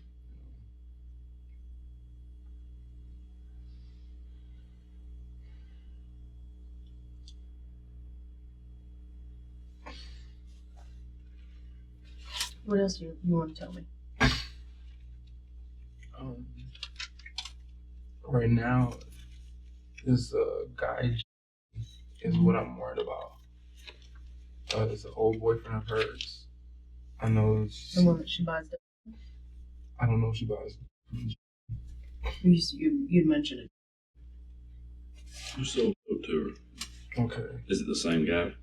It's the same guy I'm talking about, but I'm not sure because I know they smoked before. But as far as selling it to her, I'm trying to mention everybody I know she smokes with. Mm-hmm. I recently met him once, maybe 2 months ago. Mm-hmm. She asked me to come over because she wanted to hang out with you. She wanted me to see or to take care of her. So I was in the room with in Danielle's room, and her and Jay was out on the porch, between the porch and the living room. Mm-hmm. And they were talking about he wanted to know why I'm here, blah, blah, blah, if we're having relationships still, blah, blah, blah. And she would tell him no, because she was trying to rekindle what they had going on from like years back. What does he look like? I've seen him once. Average height. Mm-hmm. Not dark skin, beard. Dark skin, beard. Yeah. Mm-hmm. I said not really dark no. skin. Like a medium skin. Yeah, and a beard. Wears the hats and baggy clothes and stuff. Do you have tattoos or anything? Not that he had like a sweater, like a jacket on, like a throwover jacket or something like that, like a hoodie. Mm-hmm. But that happened on on whatever day it happened. The next day, I was already over there, and the guy and another one of his friends had stopped by her house, and I was already over there. And so I'm on the porch smoking a cigarette, and I see the car pull up, and so he calls her, and she comes out the door. It's like, Josh, don't get into a fight, blah, blah, blah. They're mad because you here, and da, da, da. And so she made me come in the house, whatever. And I guess she talked to them too, whatever. So who do you think would want to hurt her? Honestly, all the guys that are on her phone, everybody except for the dude. I mean, they're actually friends. But she has this reason. There's a dude named G that she was with for a long time. He's actually been abusive to her. And it's like a big triangle. Like, and her have been dating. They broke up and all this other stuff. And then the person that he cheated on Danielle with is his girlfriend now. But Danielle and that girl are friends now. Her name is that's one of the it is. She's the girlfriend of that Jesse, and they've been talking for like the longest now. Like it's one big circle of like, small arguments here, conversation, gossip, and stuff like that. So who'd want to kill her? I don't know. What'd she do to somebody to piss him off that much? They'd want to kill her. I don't know. Like we haven't really talked about relationship stuff lately. You talked about it. I mean, you talk to her every day. Yeah, but as far as like, I would always say, who you talking to now? Oh, just some guy. Anything serious? No, blah, blah, blah. I mean, in the last maybe month, we've had a really decent relationship. But I don't know. But you talked every day? Just the same small talk. How are you doing? What's up? What do you got planned today? Work? What about you? I was just sitting home with it. Are you coming over tonight? Yeah. What time? Probably like 10 or whatever. Can you grab me a beer and some cigarettes? Sure. Can you grab me something from Checkers? Sure. So what time would you usually go over there? It's no time. At the earliest 9:30. On average, it's a little bit after 10. Reason being, my sister usually gets off work at 10:15, and on most days, I would wait to pick up my sister first. Then I'll go over there. So a lot of times it'll be between 10:30 and 11 o'clock when I would go over there. Yeah. What does your girlfriend do? She's a customer service manager at the Walmart. What's your sister do? You said she works at the Kroger.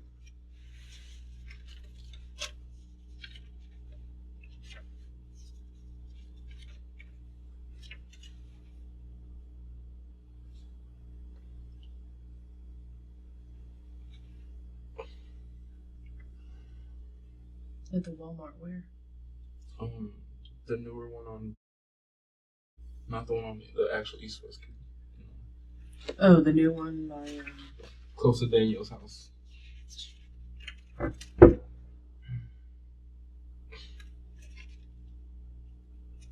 Oh, the one right up there on the East-West connector? The intersection of East-West and Gotcha. Yes.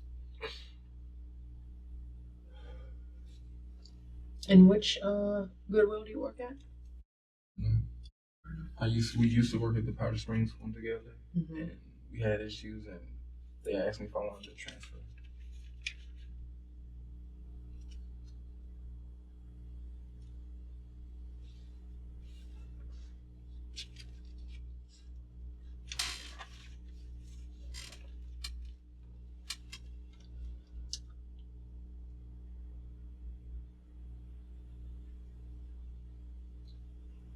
So for any reason, sorry, I've got a warrant to take your clothes. So for any reason, would I find any of Danielle's blood on your clothes? My clothes? Mm-hmm. No.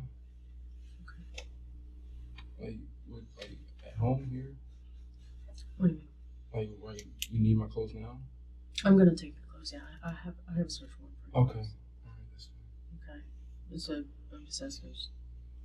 Am I gonna find any blood No. on the clothes? No. Okay. No, for any reason. Oh, I mean, am I in trouble for anything? I know I was there. No, I mean, you see why I have to do that, right? I know. I'm a little worried about this right now. I'm not accusing you of anything. I know you're just trying to. Yeah. Right, I gotta find out some facts. That's fine. Right. I mean, you might help me find out who did this. Right? Yeah, definitely 100%. You need to grab her phone. Yep, I will get her. I got her phone. And her laptop. She goes on Facebook constantly. Constantly. She has a Twitter account. She doesn't really go on there a lot. I recently asked her because I heard of something called Instagram. I'm not a big media person, kind of person, whatever. And I asked her, she had an Instagram, and she told me no. But she goes on Facebook 100,000 times a day. So go on Facebook, whatever. Facebook, Twitter. She started recently using Twitter. What else? I hate to say it, she watches a lot. But that's about it. Okay. And hip hop star, world star hip hop or something like that. But Facebook, Twitter, and her cell phone. So Did she like to have breath? Did she like to have breath? If the occasion was called for it, yeah. You tell me about that time? Did you have rough sex with her? Here and there. And like, how would that happen? I mean, I don't know what we're gonna talk about. I really don't want to find out. She's not gonna watch this tape. She would call me or whatever and say that she would want to do some role playing, whatever. This was when she was like 3 or 4 months pregnant, And she was like, I want you to like take advantage of me, whatever, and rape me, blah, blah, blah. So like, the night that we scheduled to do it, whatever, I came there, I wore like all black or something like that. And I answered the door, she had on this little lingerie piece. She was like, hey, how can I help you? And we like role played and whatever. But other than that, like we never rough like in hell. Well, the police were called to the house one time. Police were called. Do you remember telling the police your son's story? As far as what? As far as she said that you wrapped your hands around her throat. Yeah, I remember her saying that. Yeah. What happened that night? Argument. She hit me. I left, and police called me and said, to come back there, and I came back. And what'd you tell them? I told them we argued. Like I said, we've had incidents. Did you tell them that you put your hands around her throat? No. Was she lying when she said that? Yes. And what did you tell the police? I told her we argued, and she got mad at me. There's like maybe 2 or 3 times when she hit me, and I would just walk off, or we would just argue, and I would leave, and she would call the cops. And according to the report, it said that you were having rough sex with us. Why? I would like to see that report because I have all the police reports that I filed.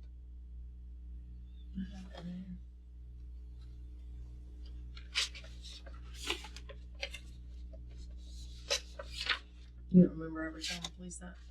I don't remember, no, man.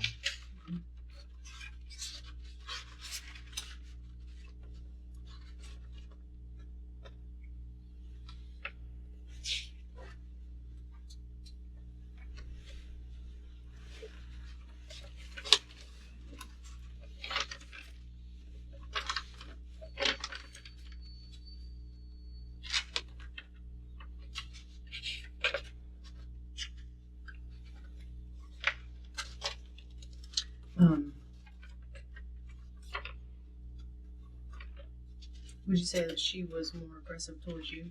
She always started. That she hit you first? Yes.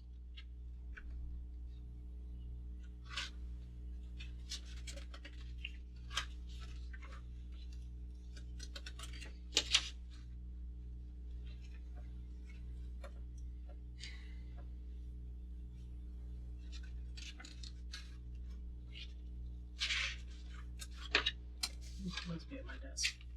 Right now. That's what you said. That's what the report says. Well, I know one of the first reports was written wrong. It was the incident we had at the job, whatever.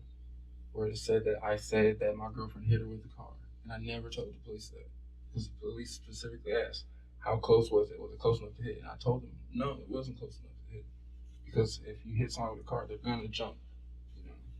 Oh, she said that you hit her with a car?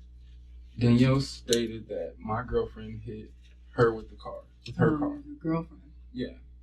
And the police report states that I said that same thing. Mm-hmm. You know, and when I got the police report, I looked at it and was like, that's not what I said.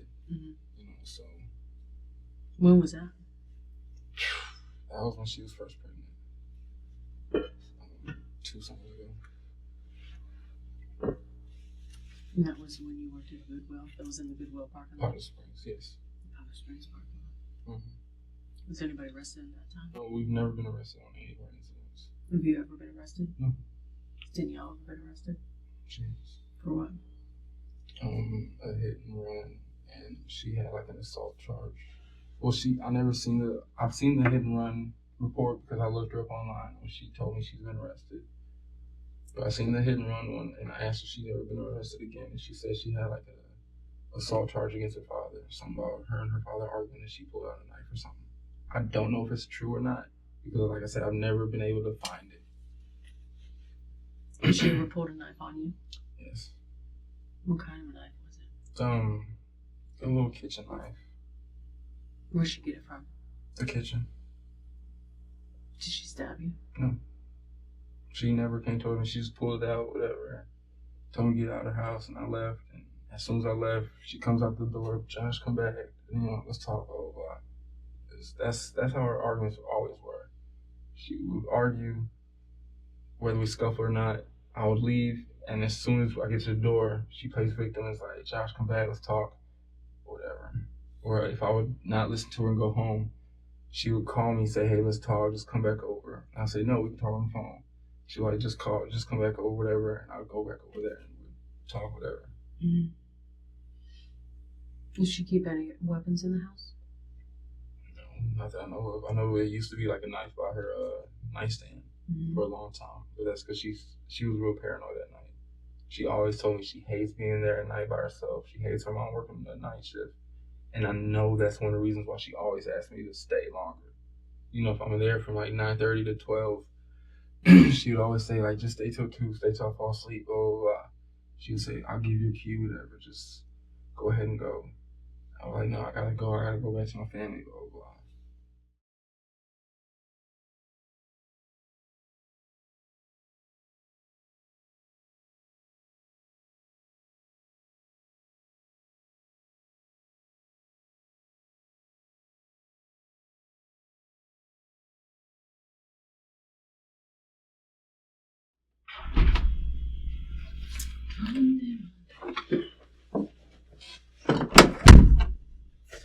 Okay. I have to read this to you again. Just an extra one.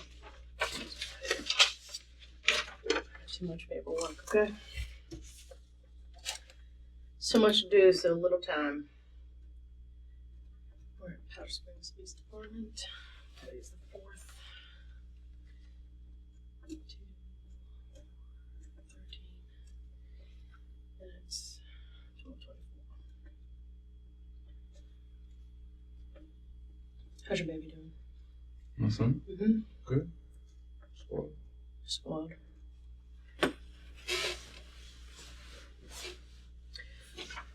Okay, before we ask any questions, you must understand your rights. You have the right to remain silent. Anything you say can be used against you in court. You have the right to talk to a lawyer for advice before we ask you any questions. Have him with you during questioning. If you cannot afford a lawyer, one will be appointed for you before any question if you wish. If you decide to answer any questions now without a lawyer present, you'll still have the right to stop answering at any time.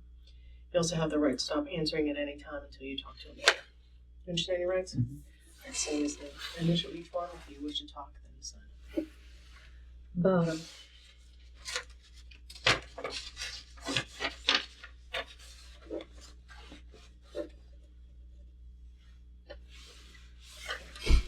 Sign two.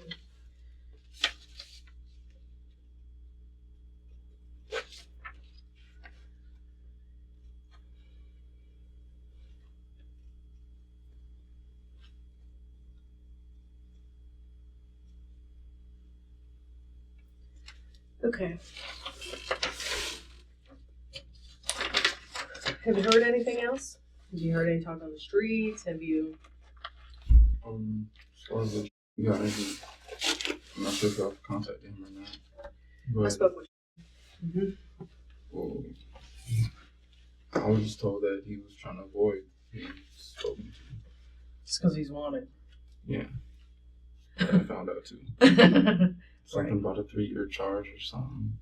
Burglary cases, apparently. But I just asked a friend to find out where he's at because they said that he's not over at Macedonia anymore. He's hiding out with a friend. So, right. Was he willing to come in? I did speak with him. Oh. I mean, I didn't speak with him here, but I did lay eyes on him. I did speak with him. Okay. As for right now, I'm still checking, verifying his alibi and all that stuff. So, I mean, everybody's still a person of interest. Okay. I'm not gonna lie to you, you're still a person of interest too. But yes, I'm still checking his alibi. And I did speak to him. And someone said that y'all were looking at, and again, I never liked them, but they were real good friends. So, one question I have is, I think Danielle may have been pregnant. Okay. Well, we'll get those test results back from them. Okay. I guess we'll tell. And that might determine if, what may have happened. Okay. Because we never wanted to have a baby together. Right. She wanted the baby. Mm-hmm.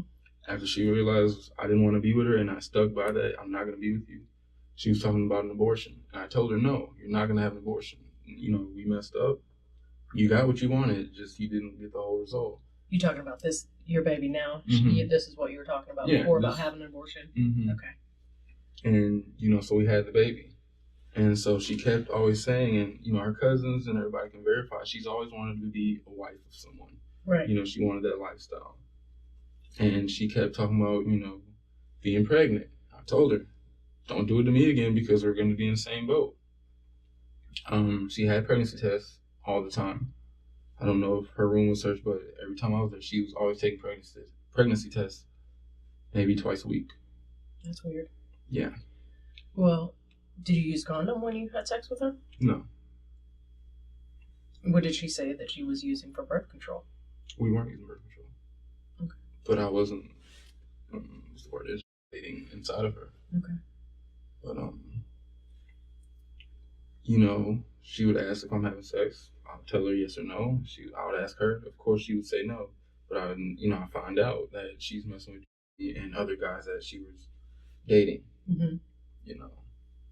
So I don't know if they were doing, use protection or not, or what she was trying to do. I mean, she's already tried. She got pregnant by me purposely. I don't see her not doing that again to someone else that she's trying to be with. Right.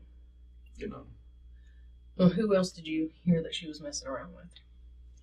He admitted that he slept with her the Friday before she passed away. How'd you hear that? Through a friend of mine who called his friend and said for me and my friend not to do anything to him because we knew that he was involved with her. Mm-hmm. And he pretty much pleaded to his own friend, like, look, tell them not to do anything. I didn't shoot at Josh. I didn't do anything to Danielle. I was just over there Friday, I just go over there from time to time to hit it, whatever, blah, blah, blah. Mm-hmm. And I messed with her that Thursday before she passed. He messed with her. He said the last time he messed with her was that Friday, the next day. Mm-hmm. And then Sunday, the incident happened. Right. So. Did you know of anybody else other than you? See, she would say, and then she would say, oh, I'm just lying. Okay, but who would she say? Go down the whole list. 3 dudes at work that she worked with. Well, she's not working. At the time, when after she had I'm saying recently. Mm-hmm, yeah, but guys that she was working with in the past. But recently, she would say, she said a John, but I never heard of this John dude. And then there's some white dude named You hear of a guy named? Yes, she just said that she was. She said she was supposed to go on a date with him, but when? The Friday before she passed. the day that she was with. She said she knew him from high school, and they never did anything. But she said that she got in contact with him, and they were supposed to go out Friday or Saturday.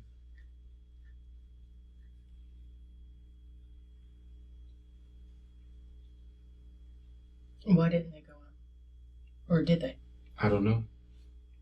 Again, to my knowledge, but from what she told me, Friday and Saturday she was at home. But then I found out that Friday she was with me, so I don't know where she was Saturday, because Saturday night I don't think I really spoke to her. Then she told me she was at home, and we stopped talking. What else did she tell you about? That was it. I don't know who he is. So I'm interested and curious now, but she just told me they went to high school together. She said he was a really good guy. I remember now. She said he was a really good guy. He just got caught up in the wrong things with the wrong friends or something like that, and ended up going to jail for something. Everyone she's messed with, except for me, has been to jail. Yeah. Yeah. Yeah, I know.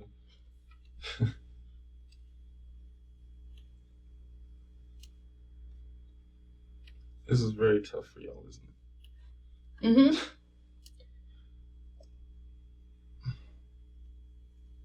And I mean, her cousin kept trying to tell her, because I spoke to her cousin. I told her cousin she was on dating sites. Did y'all find that, the dating sites?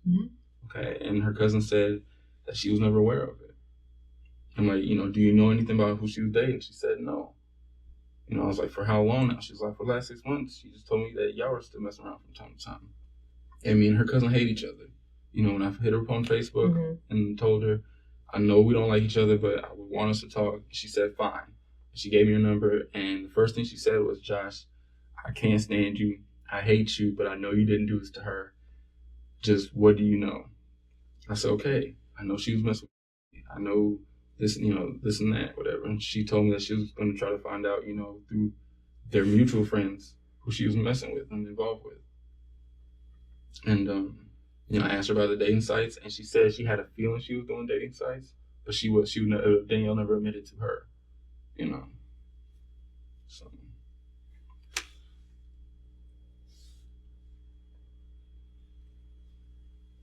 On the 11th, it was a couple days prior, she was like blowing up your phone. What was that all about?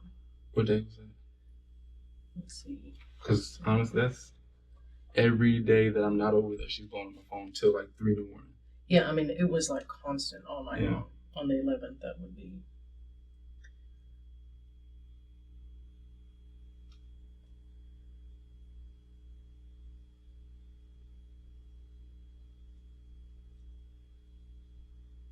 It would have been Friday. The Friday before she passed? I don't know. Answer the phone, never talk to her, what she was so desperately about. Do you know what time it was? Because at a certain time, I didn't speak to her because she told me she was watching movies with her moms. Said that but I'm assuming her mom worked that day because she would be able to go over there with her mom being there. I don't know. I'm looking at all the phone records. That was the day that really stuck out of my mind. That she was blowing up your phone. Yeah, it's a constant thing. Like, I'll be shooting pool with my friends. It would hit maybe 12 or midnight, and she would call within an hour 200 times. I try to keep text messages from court where she would text me 700 times in one day, the same message over and over and over again. That was our relationship. Specifically, I don't know. That was just another. Well, did you ask her Saturday when you talked to her? No. Why were you blowing up my phone? She kept asking me who else I was with. She kept saying, "Who you fucking? Who you fucking?" I was like, "Nobody." So where you at? Where you at? I'm at home. Who you? I know you're doing something. That's every conversation when that happens. Well, you do have a girlfriend. Yeah. Does she think? Did you tell her that you weren't having sex with her? At one point, yeah. Was that recently? Not that I can remember. No. Do you think that she thought in her mind that you two were getting back together? She knew we were together.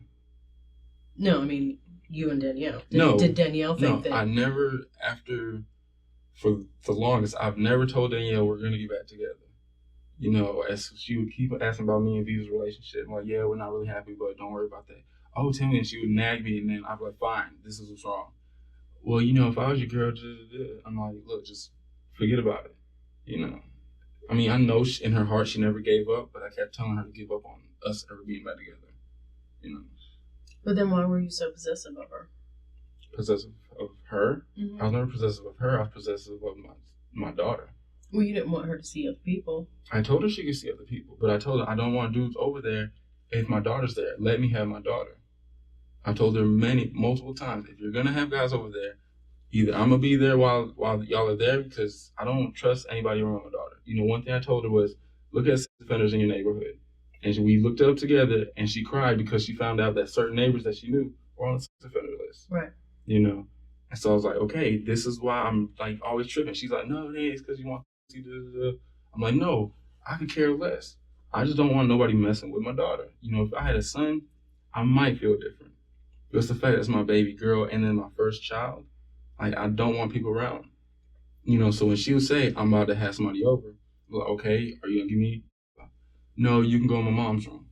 All right, I'll do that. And she'll get drunk, smoke, whatever, do whatever in the living room or in the front porch. And when the dudes leave, then I would leave.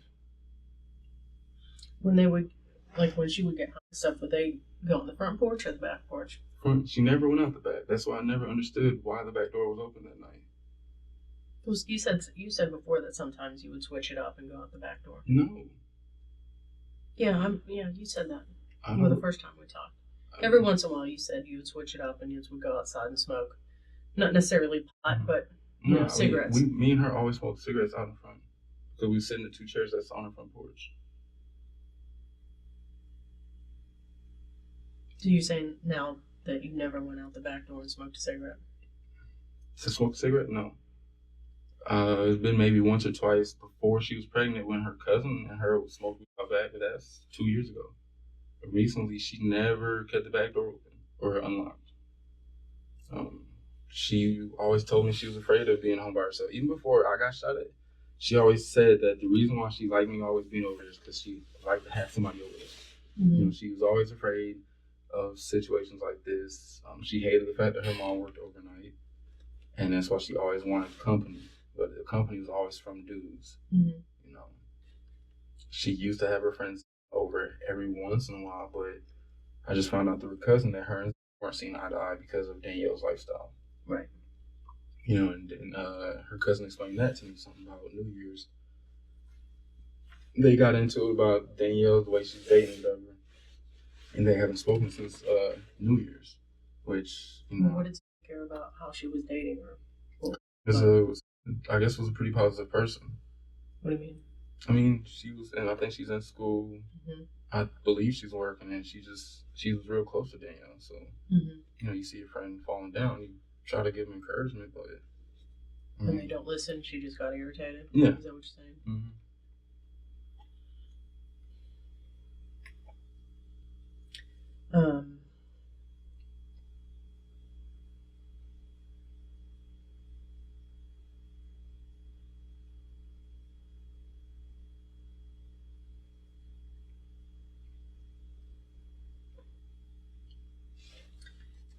Let's go over the shooting that somebody shot at you. How is it that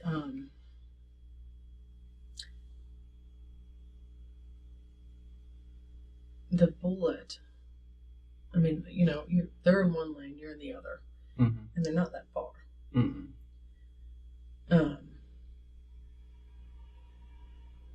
So the first bullet wasn't lodged into the dashboard; it was just sitting on the dashboard. Is that correct?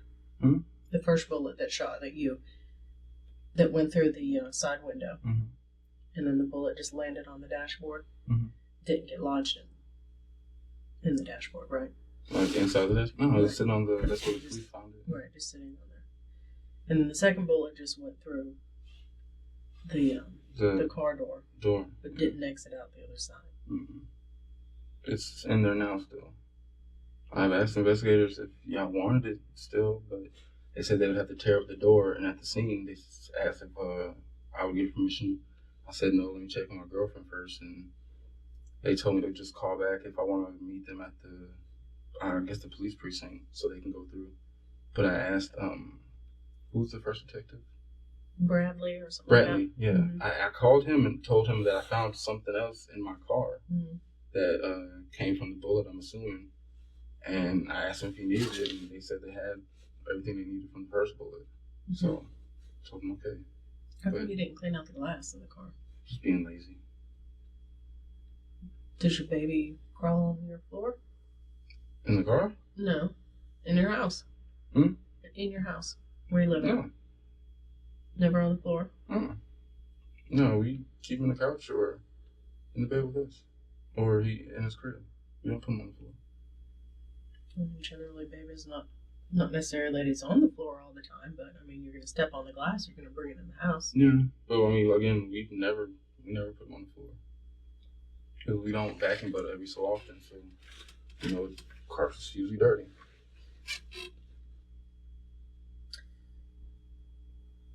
Does it make sense to you that the bullet only went through glass and didn't go through anything else and just landed on the dashboard and then went through I don't know. the one piece of metal and then didn't go through?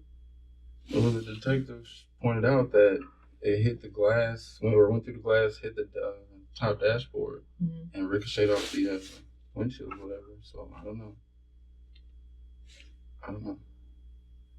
Is that where it happened at? Where? Where you say it happened at? That's what they told me, yeah. No, I'm asking you, is that where it happened at? Where what happened at? The shooting that you said. At my parents' house, yes. Your parents' house? Mm-hmm. Well, down the street from my parents' house. Did you go to your parents' house after? No, because I didn't want my mom asking questions about that. Why? Because I know my mother, she's always worried, always thinks the worst. And I just don't like to, the same way I like to keep things away from my sister, I keep away from my mother. You know. Put a bullet hole in the side of the car and the shattered glass. What did Well, you tell him? My mom found out a couple of days later when my girlfriend was picking up my son. I think she asked about the glass, and my girlfriend just told her it broke, whatever.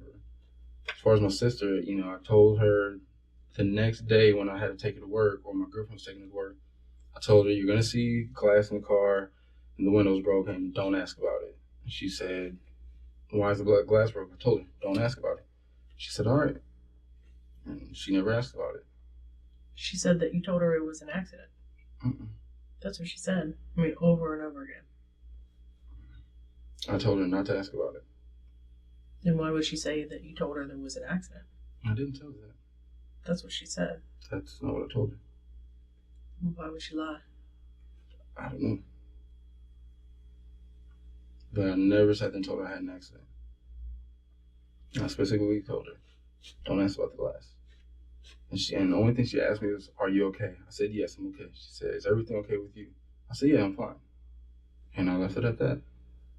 Mom found out, I'm not sure how long later, but she asked about the glass and said that she wanted to know how it broke. And I told her about, you know, me being shot at. And she said, was it Danielle? I told her at first we thought it was, but I think she may have pissed somebody off, whatever. And, you know, she had told me this is getting too far and I need to stay away. And she's always repeated since, you know, me and Danielle's had problems. Stay away from there, just go through it with the courts. And I'll keep saying I'll do it through the courts, but I still want to see my daughter in between the time that, you know, now till court. So. I mean, it doesn't make any sense to me. What's that? That both of these bullets, well, you're lucky that you didn't get hit if you were in the car. I was.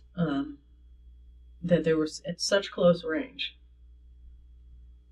and didn't go through but just one pane of glass, but then, and also went through one door and not outside the other one. I don't know if y'all need to check the metal. It's an older car, so if y'all need to check the metal in the door and see if something's able to stop that bullet or whatever, I mean, feel free. But I'm not sure which I'm being accused of right now. I'm just saying it doesn't make any sense to me that the bullets aren't going to go through the car. It just stop short like that. It would make more sense if somebody was further away from you and the bullet didn't have that much power behind it because it's starting to lose power. But right next, I mean, it was pretty much from right here to right here. I mean, that's how far away you are.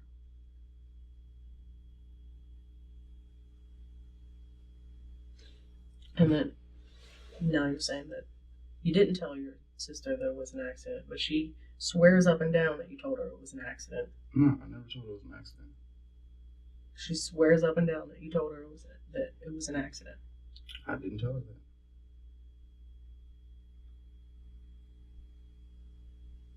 It doesn't make any sense.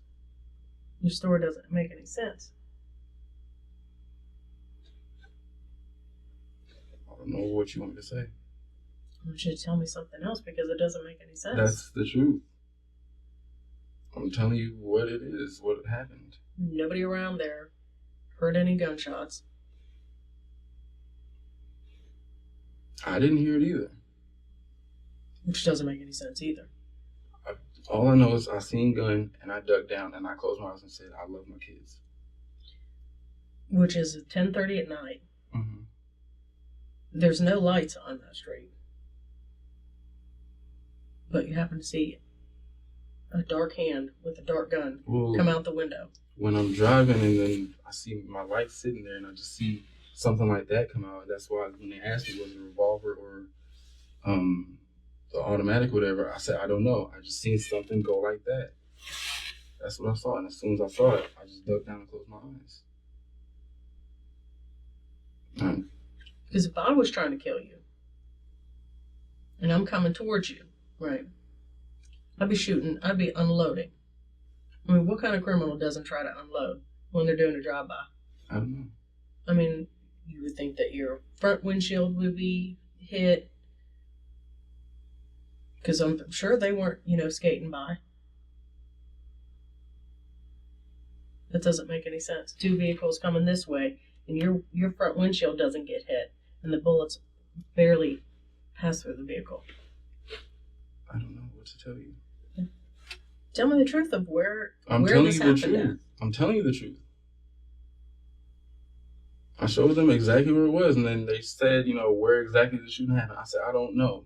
Why didn't you haul ass out of there? I certainly, if somebody just shot at me, I don't know. I wouldn't stop right there. Well, I didn't stop where the shooting happened. You turned right on the thing and then stopped right there. Yeah. I'd be hauling ass. Well, I don't know. I reacted the way I reacted. I don't wake up and plan on how I'm going to deal with getting robbed or getting shot at or somebody wanting to fight me. It's just... Well, I mean, I don't plan on, these scenarios. Well, maybe some scenarios do because I'm like that. But still, if somebody just shot at me and my window's busted out, I certainly wouldn't stop. What if they turned around? I don't know. That's why your story don't make any sense. Well, I apologize for it, but all I can tell you is what I can remember and how I felt, sort of.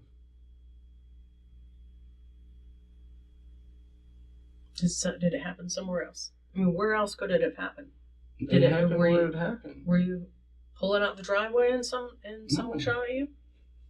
No, I called 911. Who pissed you off and was shooting at you? I don't know. That's what I was trying to figure out. I told them, I said to the 911 operator, I think my baby mom's just trying to kill me. Because I don't beef with anybody. You've got to know more than that. You've got to tell me a different story because it doesn't make any sense. I'm telling you what I know. It don't make any sense. None of it. I'm sorry. You're saying somebody's shooting at you. They only put 2 bullets that can't even hardly go through the car. And you see this dark arm and a dark gun come out of the darkness. And it's dark because there's no lights around there. Your story doesn't hold water. Okay. So make me believe. Tell me something else. It's nothing I can tell you. I feel like I'm being accused of something I don't even know what I'm being accused of. But why would I lie and somebody try to kill me? That makes no sense to me. Just your story doesn't make any sense. I mean, I went out there and reacted to the scene. Mm-hmm. Couldn't see. Mm-hmm. Couldn't see anything. Because I wanted to believe you. Fine. But it doesn't make any sense.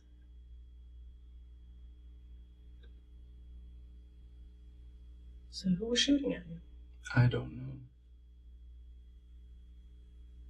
Did the get pissed off at you and shoot at you? No. I know, come on.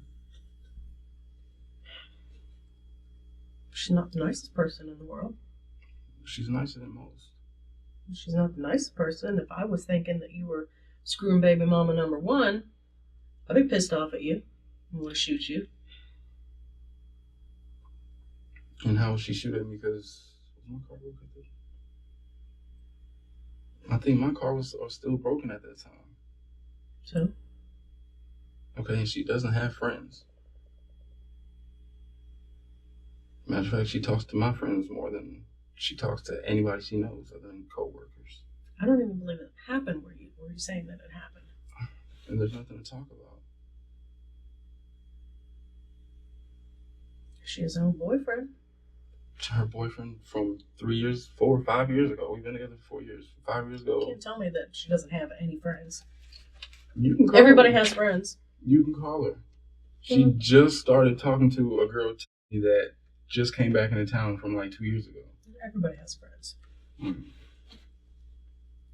Did they get pissed off at you? And No. Matter of fact, she was... I don't know where she may have been home. Either at home or at work. That's the only thing she does. We don't have the money to go out and do stuff, so we're either at home or at work. what makes sense to me is you're taking her car to go see baby mama number one. She's trying to stop you. I've taken her car plenty of times. Matter of fact, Danielle told me I needed to start taking her car because her neighbor in front of her house knows what my car looks like and would always call Danielle's mom and say, he's back over there. And Danielle's mom would say, I want him out, blah, blah, blah. And Danielle kept telling me, you need to take your red truck, you need to take your red truck. And I said, fine. I don't believe that. Maybe some days, if she was in a good mood, she might be okay with it or let you take the truck over there. But there's no way that this girl believes.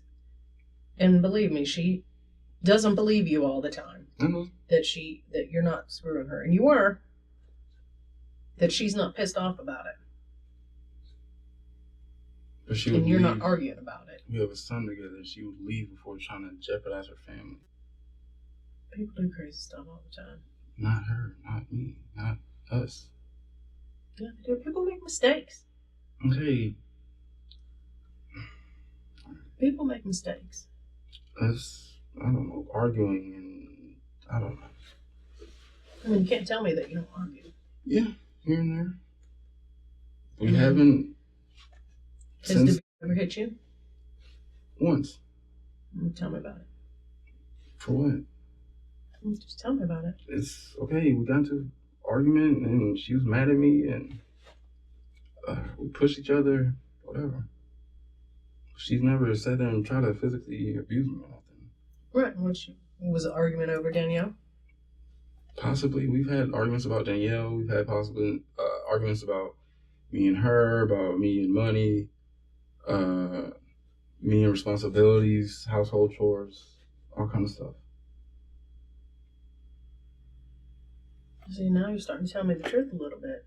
Because before you're making out like you and this relationship was like roses. Since the day my son was born. And now born. you tell me. Since the day my son was born, we've been fine. And I asked her, I said, did you ever hit him or did he ever hit you? And of course she lied and said no. Where did this incident happen at? This is while she was going through her miscarriage when we was always arguing. Okay. Because I'm having a baby with Danielle and we're trying to get pregnant so we can be together and be happy. And she was going through a miscarriage, so she was unhappy a lot. Okay. Did she ever hit you any other time? No. We never had physical problems like that. Really? That's not what your mom says. My mom doesn't know about our relationship. Yeah. When Danielle's baby was born, you stayed out all night at the hospital. Mm-hmm. And then you came back and the baby was so pissed that she slapped you. No, she didn't. That's what your mom says. She never touched me. Not at my parents' house, because number one, if me and argue at my parents' house, my dad tells us we need to go home. Why would your mom lie?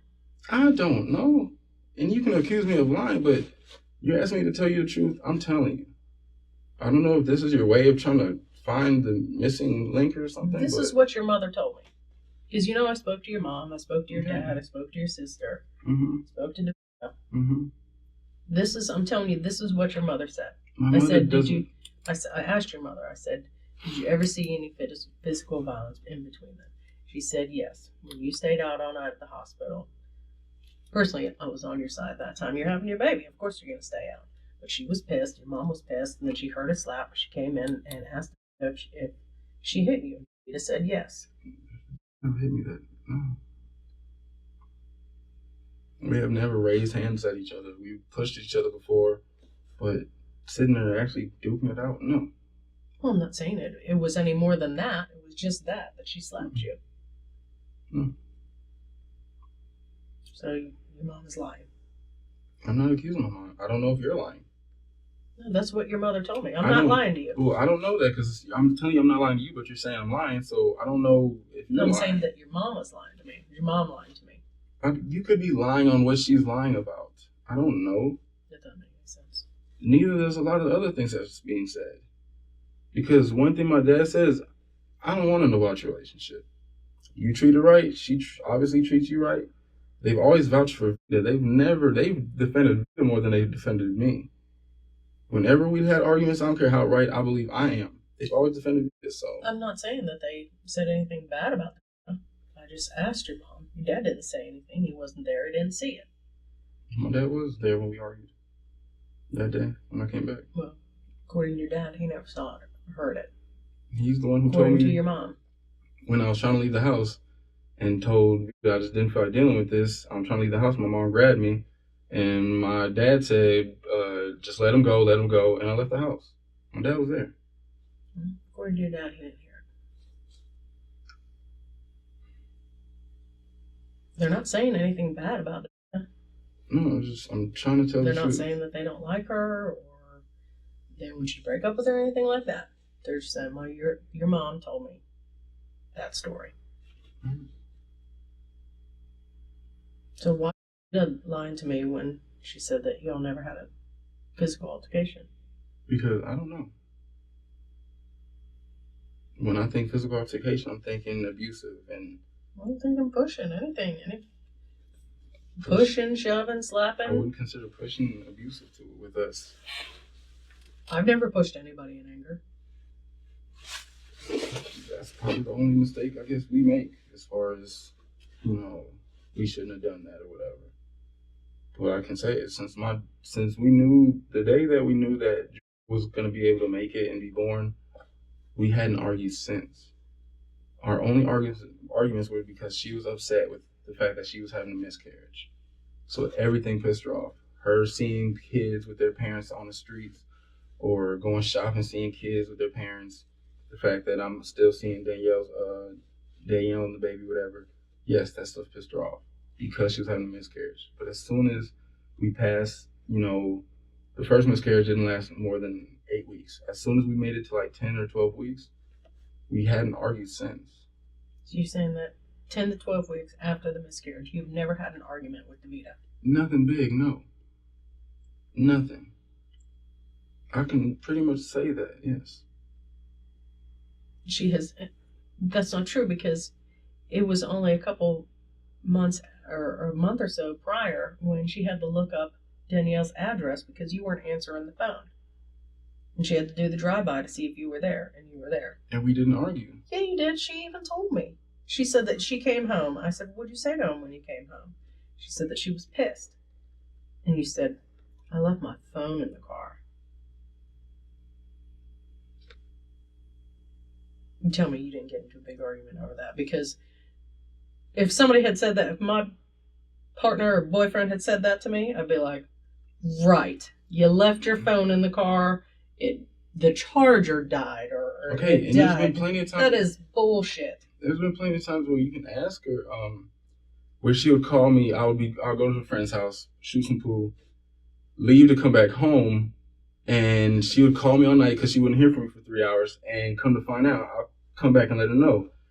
Look, there's a girl and a baby, 3 o'clock in the morning on this street. I took her to, her house, whatever. Next thing you know, got into it with her baby daddy. I don't even know the girl. And dude pulled a gun out on me. As a matter of fact, you can probably go to Cobb County Police and see a report about that. And she says, Josh, you got to stop playing Captain Save-A-Hole. You can't save the world. You can't save the world. That's your problem.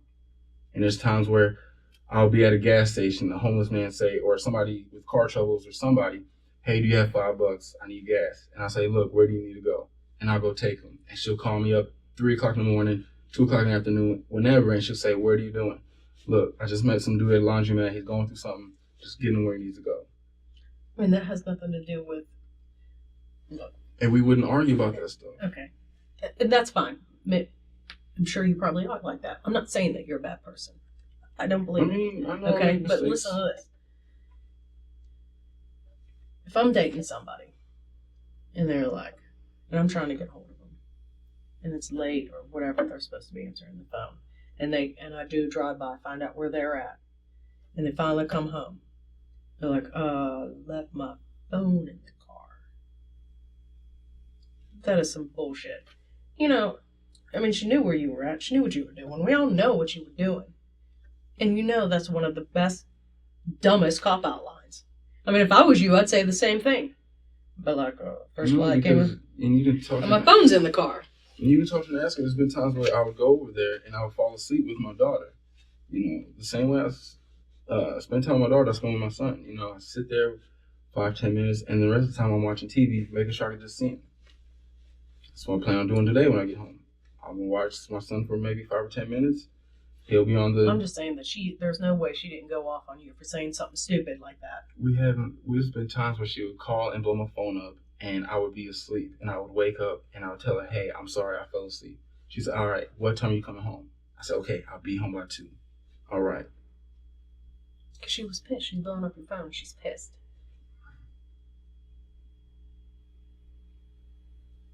The only reason why I blow up somebody's phone is because I was pissed at them. No, I blow up Vita's. Matter of fact, I just blew her phone up the other day because she was supposed to be home at a certain time. And she said, oh, sorry, I was shopping. All right. That's different because she's not out screwing around. I don't know that. Yeah, oh, really? So, do you think she's screwing around on you? No. You just said you don't know that. I mean, I don't feel like she is, but, she could be. Well, which one is it? Either you do or you don't. It's whatever. I'm not worrying about that right now. That's something that's not in my focus. We've had our mess-ups in our relationship where she lied to me about something and found out differently, and then we broke up, and then now I had the baby, then we got back together. We've been through our things here and there. There's no way, I don't care what is going on in the world. Love is love. If I think that you're screwing around on me, I don't care what else is going on. I'm still going to be pissed about it. Still going to be wondering about it.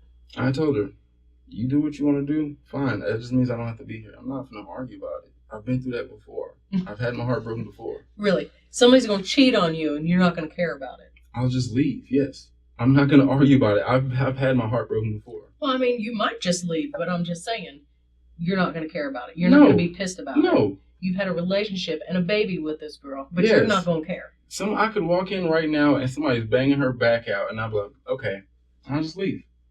Because I've learned the reason why people get in trouble right now is so many men in jail right now because a woman has pissed them off.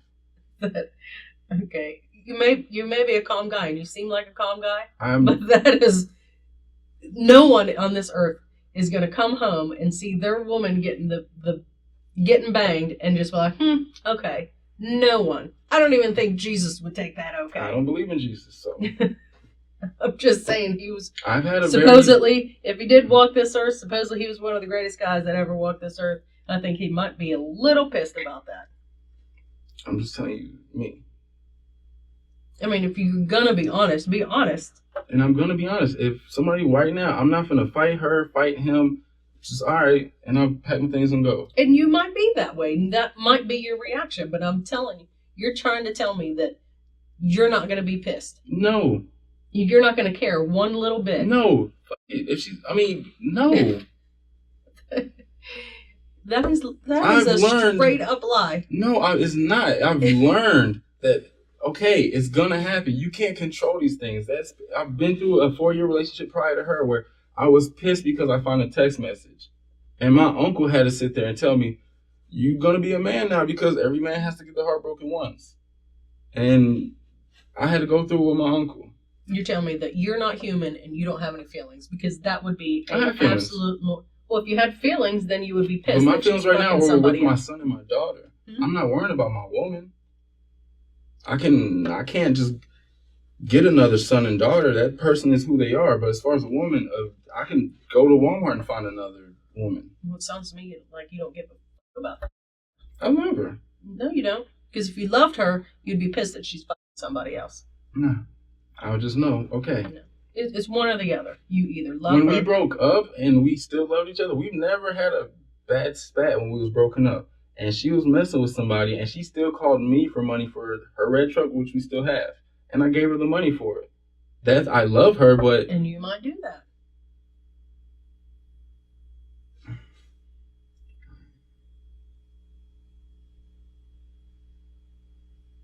You'll never get me to believe that if you went home and she's fucking somebody else, that you will not care. That's fine. But you cared if Danielle did it. No, I just didn't want nobody around my daughter. That's not what everybody else told me. I know.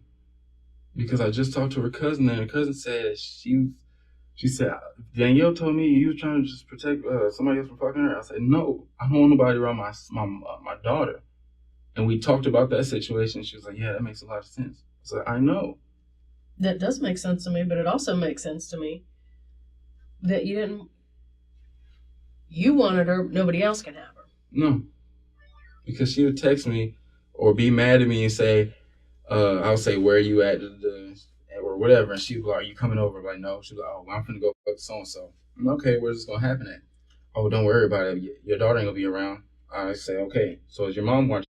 Yeah, so don't worry about it. All right, I'll talk to you tomorrow. So she never made you jealous? At the beginning, yes. So how is it that Danielle can make you jealous, but you don't give a fuck about Davida? Don't know. So you had a lot more passion for Danielle? Yeah. It's gotta be. Mm-hmm. Do you think that she was fucking somebody Sunday night? Who? Danielle. I don't know. Did you think that? I'm not saying if you knew it or not. Did you think that? When I text her Sunday, I think I worked. So yeah, when I text her, usually I know that she's doing something when I tell her initially I'm not coming over. If she doesn't like dispute it, I know she's got something going on. You know. So you thought that she was in somebody? I don't know. She could have been, or I know she probably was doing something. I don't know. What did you think she was doing? With her saying, okay, I'll see you tomorrow, and I haven't seen her for 2 days, I figured, okay, she's either about to get drunk, or she's going to be chill with somebody. And I let it be. But you didn't let it be. Yeah, I did. No. Until I called her later on. So you didn't let it be. You let it be for a little bit. I know, I let that situation be, but then when I woke up and decided, all right, my nap is good, I called her and said, hey, you want me to come through still? Or text her or whatever saying you still want me to come through. And that's when she didn't respond to me. So what makes you, you've been working all day, you say you're tired, too tired to go see your baby, but then you nap. I mean, y'all went to bed at like 11, played video games for 20 so minutes. You nap for what, maybe half an hour? About an hour, almost. I don't know. And what time did you get up that morning? What morning? Sunday morning. What time did you have to be at work? 10, so I get up at like probably 9:30.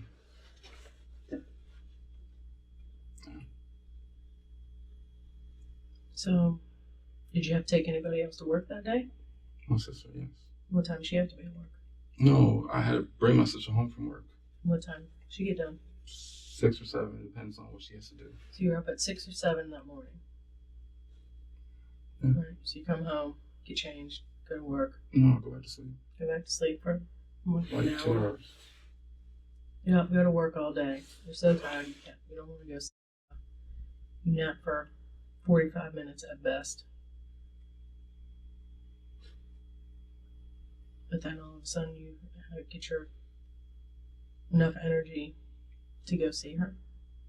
There's been plenty of times where I would call her at 1 in the morning and ask Vita if I can go over there, and she said, okay, just be over there for about 2 hours.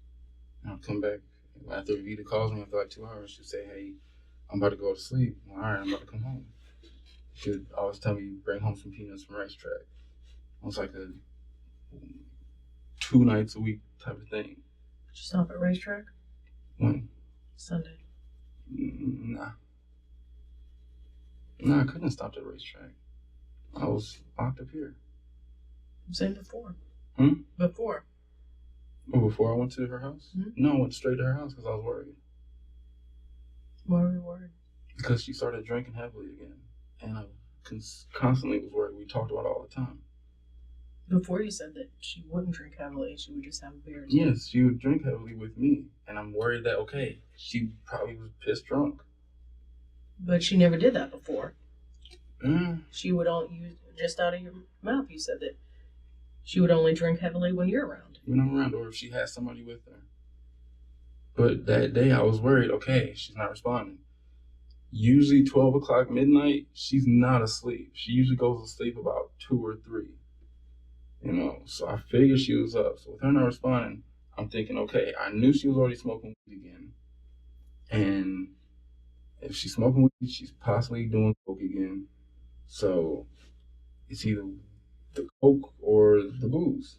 And that's what I'm thinking. I mean, but she never had a problem taking care of it by herself before. She has. When? There's been 3 or 4 times where she's dropped or would fall off the couch and I would rush over there. It's not a fall. Babies fall all the time. But it's a hard floor, and my daughter's crying. So I mean, I'm sorry, but it's not. I mean, that's something that I was worried about. Babies get dropped all the time. It doesn't mean it's okay. I'm not saying that it's okay. I'm just saying that babies get dropped all the time. On accident. I mean, it's not to anybody's knowledge or anybody's statements that she loved that child, wouldn't do anything to that child, wouldn't do anything to put that child in harm's way. According to them, yeah. Do you think otherwise? Yeah. Why? She's made a statement to me before saying, "Josh, you better hope you don't get custody because I'm not gonna live with her." And you know, she's already threatened twice about suicide, one being pregnant. So, and then of course her family doesn't know a lot of things about her that I know. Like what else? Just like I constantly, when me and Danielle were together, and I realized why she was so sexual and why she was the way she was, you know, I tried to explain to her mother and sit down with her mother and tell her, Danielle, you need to talk to your daughter. Oh, I never let anybody around. I'm like, look, she told me that when she's.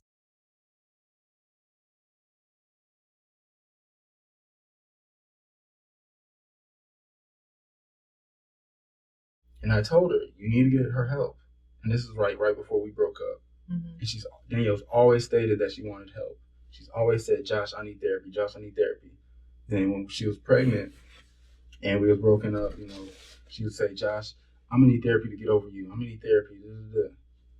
And she told me that she went to her mom and said that she wanted to get some kind of therapy help. But I don't know if that's true or not.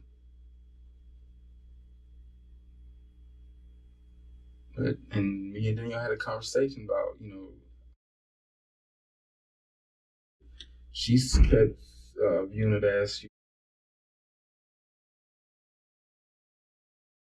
and she just wasn't too embarrassed to tell me that.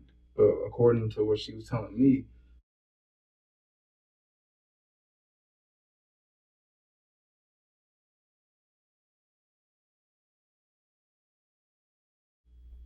and I told her mother that about 3 or 4 times. She never, you know, said anything about that.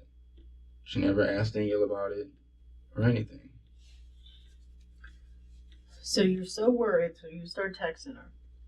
And you're so worried that she's either drunk or high and your child is in grave danger because she's made threats in the past, she's crazy, she needs help, she needs therapy, and your child is in just grave danger. Number one, why wouldn't you just call the police to go over there? Because the police were called so many times and they've already told me. Yeah, but you weren't there. Wasn't a physical altercation. Why didn't you call the police and be like, can you go over and check the house? There's been times before where I would just go check the house, check on her, and she would be a little tipsy, or she'd be perfectly fine, or she'd be asleep. I'm all right, just make sure everything's straight. So you go over there. You're not supposed to be over there. You're not supposed to be over there anyhow. So why wouldn't you just go around the house and look inside? Go around the back. I'm not thinking about to go and look around back because the front door is locked. So you're already concerned because she's crazy. She could be drunk. She could be high. She could have hurt herself or something. You're going out of your mind that you hardly have any sleep, and that you drive. Yeah, you are. You called her. You texted her. This is like a weekly thing. Like, seriously. Before you said that you hadn't had a fight with her in about a month. But now you're saying you're going. Hold on. You're saying you're going. You're calling her. You're texting her. You're on your way over. Or somebody there. You're very, very worried. This is in your own words. When you get there, you're knocking on the side of the house to get her attention. You hear your baby crying. You're already frantic, but all you do is just stand there. I called 911 and told them I was worried. There was only one other time where she left. But if you were worried to call police, even from your house, why wouldn't you think, well, let me just go in and check myself, because if I call the police, I'm going to get arrested. How am I going to get in if the door's locked? Go check. You're so worried you only look through one window? Yeah. I'm not thinking, okay, she's dead. I'm thinking, okay, what the hell's going on? Did she go down the street again and just leave it here thinking she's asleep? I'm not trying to cause a scene. I've caused a scene 3 other times and cops keep telling me I'm going to get arrested. If you weren't trying to cause a scene, then you wouldn't have gone over there. That's how we were. So causing a scene didn't enter your mind. As far as what? Your baby's crying. You can't get a hold of her. You think she's crazy. Could do anything. But you just look through one window and you spark up a cigarette. Okay, had I broke the window, went in there, and then I guess she been in the shower or in her mother's room asleep. I don't know. Okay. She would have been in the shower for as long as it took you to start when you started calling her and texting her. I don't know. You're leaving out stuff because none of your stories make sense. There's nothing I'm leaving out. I'm not leaving your anything actions out. Don't make sense. I'm sorry. I know I'm not like everybody else. I'm me.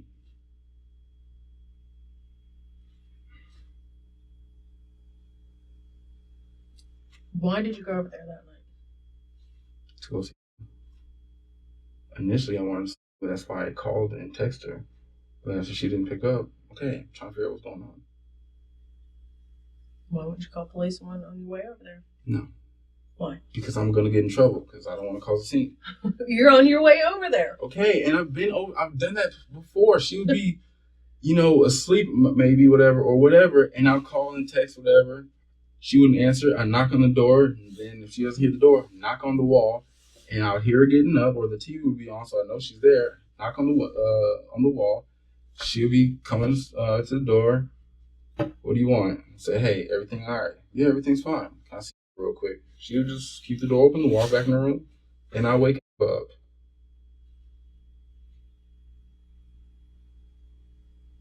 Been like that plenty of times. She's so worried. It doesn't make any sense to me. You're so worried. She's so crazy. And you hear your baby crying. That all you do is spark up a cigarette and look through one window. I'm not thinking the worst. I'm thinking, okay. You are thinking the worst. You said that. Not in the fact of, okay, she got a bullet inside of her. But you're thinking the worst. I'm thinking, okay, she might be passed out from drinking. And when the cops come, I'm thinking, okay, damn, what the hell's going on? I'm still here. Okay, did she OD? She's anybody that I've ever talked to. The only thing they ever talk about was her getting high every once in a while. She never bought it. She never sold it. People would just come over and get her high. This would sell it. How's she gonna get the money? She don't have a job. I don't know. I don't know how she got cigarettes at the time other than me. But I'll give her buy her some cigarettes here and there, and then all the alcohol. She had a lot of alcohol that in the past. Well, from that point, from like 2 months going back.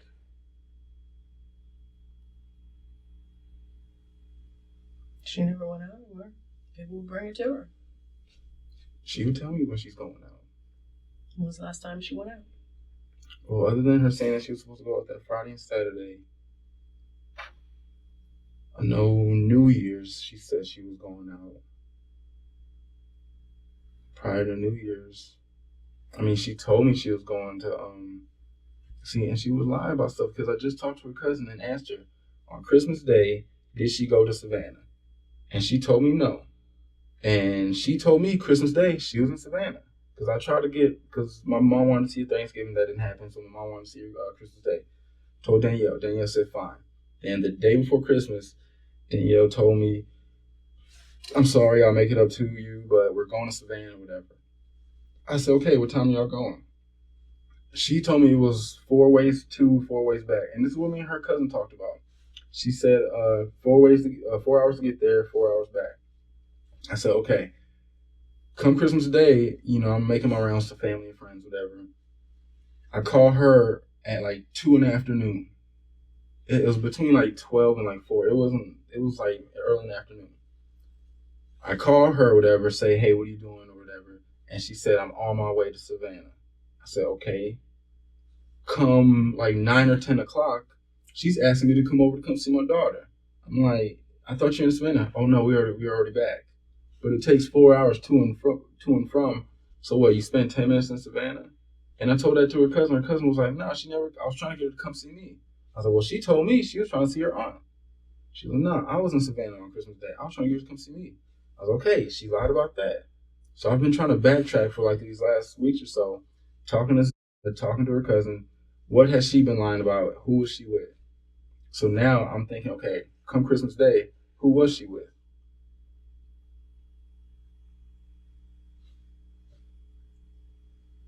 So what do you think she would do if she found you screwing Danielle?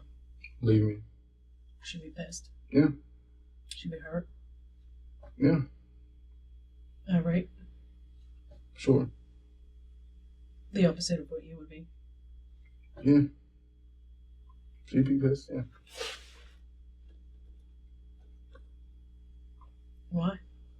If you said she's okay with you in the situation. Which situation? You said, she doesn't really care if you see Danielle. It wasn't me seeing Danielle, it was me seeing. Well, you're obviously going to see Danielle. Yeah. She didn't like the fact that Danielle had to be around. Vita wanted to see her since she was born. And she always asked, is she feeling comfortable yet? Danielle always told me, look, there's going to be a time where me and V's going to have to sit down and be cordial, and I'm going to get over you, and we're going to have to actually respect each other and blah, blah, blah. Did Danielle hate her? She only didn't like her because I was with her. What'd she say about it? She would talk about her being tall and big, but other than that, she admitted, like, a little while back, I always called her ugly, but I know she's not ugly. She's beautiful, and she wanted to have a threesome with us at one point. V's not like that. Danielle wanted to have a threesome? With me? Me and the joke laughed about it. I told her, went home, told her, I said, she wants to know if she could watch us have sex and join in. And she was like, got it there. That would piss me off.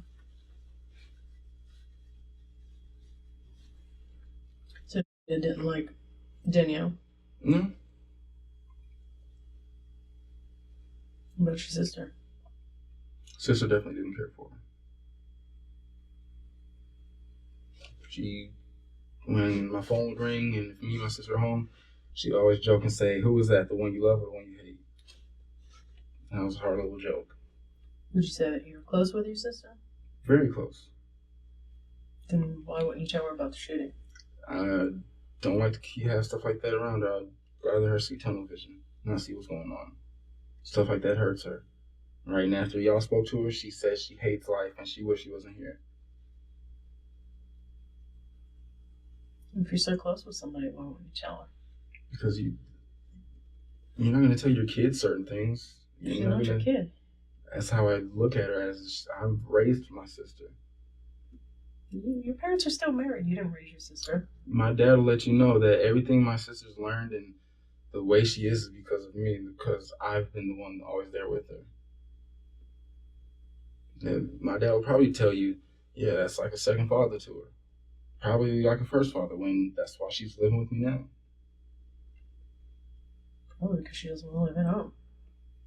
That's part of it. She can't support herself on her own. Well, she wants to be with her brother. One thing my parents can tell you is that we've always been inseparable. But that doesn't mean I'm going to tell her everything that's going on. If I'm close with somebody, if I'm tight with somebody, then I tell them everything that's going on. No. There's some things you're going to keep away from hurting that person or making the person feel a certain way. Now that she knows everything, she's not mad at me for it. She's like, I understand. I'm not saying that she would be mad at you for it. No, I'm just throwing it out there like she knows what our relationship is. A whole bunch of secrets. Yeah. She knows I'm not going to tell her certain things. A close person with a whole bunch of secrets. I'm sorry, but that's how our relationship is. I wouldn't call it close. I wouldn't classify it as close then. You're from the outside looking in. My parents will let you know. My uncle will let you know. Me and her are closer than anybody else in our family. Our family is very distant, very dysfunctional. Everybody's family is. I don't know one family that is functional. But as far as maybe Dr. Phil and his family, but they probably have some secrets too.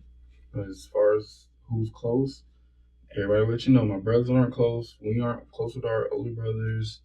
Everybody knows it's me and my little sister. That you don't tell anything to. I tell her a lot of things. I keep a lot of things from her too. Sure.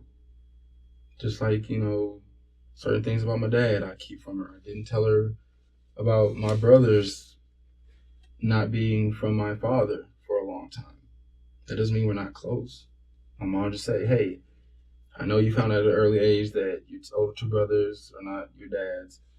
Let's not tell Tisha. And I didn't tell Tisha for a while. That doesn't mean that me and her aren't close. So what made you decide to tell her that Danielle was dead? When she asked me what's going on. As far as y'all talking to her, all that stuff. She asked, is everything okay? I said, sorta, I don't know. She said, are you in trouble? I said, I don't know. Why would she think you're in trouble? Why would she start to... What made her ask? Because y'all came and talked to her. No, you told her before I talked to her. I didn't tell her. Yeah, you did. No, I didn't. Vita probably told her. No, she... Okay. But I'm going to let you think about that. Because your sister told me that you told her that afternoon, that morning. The day that I spoke to your sister, you told her. Because when I came home the day I was here, and I came in a little white jumpsuit, she said, where are you coming from? I said, don't ask. She said, all right. And I didn't tell her anything. The day that I spoke to her, I know, that was days later. The day that I spoke to her, you told her. I don't recall that. I don't know. Well, think about it. I'm trying. I don't know.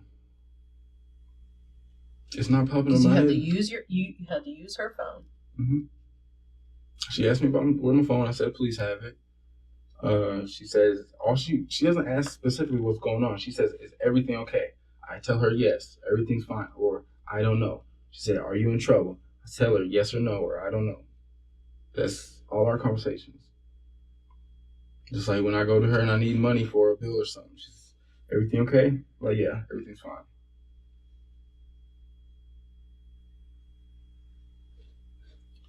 So, is your sister a liar? Not by choice. She doesn't intentionally lie.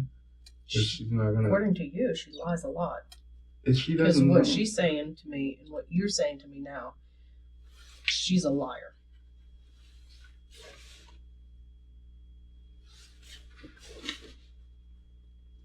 So which is the truth? Did you tell her or didn't? I don't think I did, no. Yeah, so your sister's lying. I'm not going to sit there and accuse her of lying. If I did, I just don't remember if I sat there and told her that. But Who all did you tell? Who all did you talk about it to? We just sat down and talked about it. When? I don't know. Probably the day of. But we haven't spoke too much about it. So who picked you up? Okay. Tell me about that. Picked me up. Asked why I couldn't get my car. Asked me what was going on. Said she even called me all night. Asked if everything was okay. Did Danielle press charges on me? Whatever. And we briefly talked about it. What'd you say? Told her what happened. And what'd you say? Told her, I don't know what's going on with Danielle, but Teddy said that she's dead. I don't know if she's overdosed or something happened. I don't know if it's involved with what's happened with us before. We didn't really talk about too much that day. It's just, okay, come home. Are you going to work today? And the more I found out, especially on Tuesday when somebody called me and said, what happened, I called me and told what happened. What do you mean somebody called you on Tuesday? I was off that Monday. That Tuesday morning, I'm at work and somebody called me saying, hey, I'm sorry to hear about what happened to Danielle. It's really fucked up that, she got shot in the face and everybody at her job thinks you did it and blah, blah, blah. I'm like, who is this? She's like, I'm just a friend of Danielle's, whatever. What did they say? And I told them, I was like, I don't even know how she died. Only thing they told me was that she was dead. I'm thinking she overdosed. And it's like, they said that her face was shot, whatever. So, all right. So, I think I talked to you that day and asked you if she was killed, and you said yes. And then I talked to her cousin, if not the next day, the day after that. And then we started talking about all that stuff, and that's when she told me she has to be cremated, and they had to identify her by her tattoo and all this other stuff. And that's when me and her cousin started talking about the situation. So who called you and told you that she was shot? Somebody at her job. Who? Somebody at her job. I don't know I've known by face, but I don't know anybody's name. Just another lady just came up to the store 2 days ago. That Tuesday, who called you up? I don't remember the dude's name. I thought they got your phone number. I don't know. Why would they call you? I don't know. That doesn't make any sense. I don't either. It's just What's the phone number? Y'all could probably look through my sister's phone and find the number. Do you have your sister's phone? On me, sure. Well, let's look through it. Find out who called you. How long is it going to take? Well, don't you have the phone on you? Yeah. But it doesn't keep records for a certain amount of time, because I just had to ask her how long does records go back, because every time I call courts or this precinct, I don't save any of the numbers. I just know the numbers by numbers. And she said, yeah, it automatically goes off after a certain time. I think it's pretty important you tell me who called you and told you that she got shot. I don't know. You just asked. You're like, who is this? And he said a friend of Danielle's. I don't know. You're going to have to find out. I don't know. I have no problem giving information that How do you know that it was from the Goodwill then? Because he said we work with everybody. Because he said everybody at the job thinks you did it. And I made sure I went to the job and they could see my face. Because when I went on Facebook whatever, and looked at it and looked at her page and everything, I saw everybody was saying, her baby daddy did it, shot her. And they said that I got stabbed. Another person said I'm in jail waiting on trial and all sort of stuff. And that whole thing.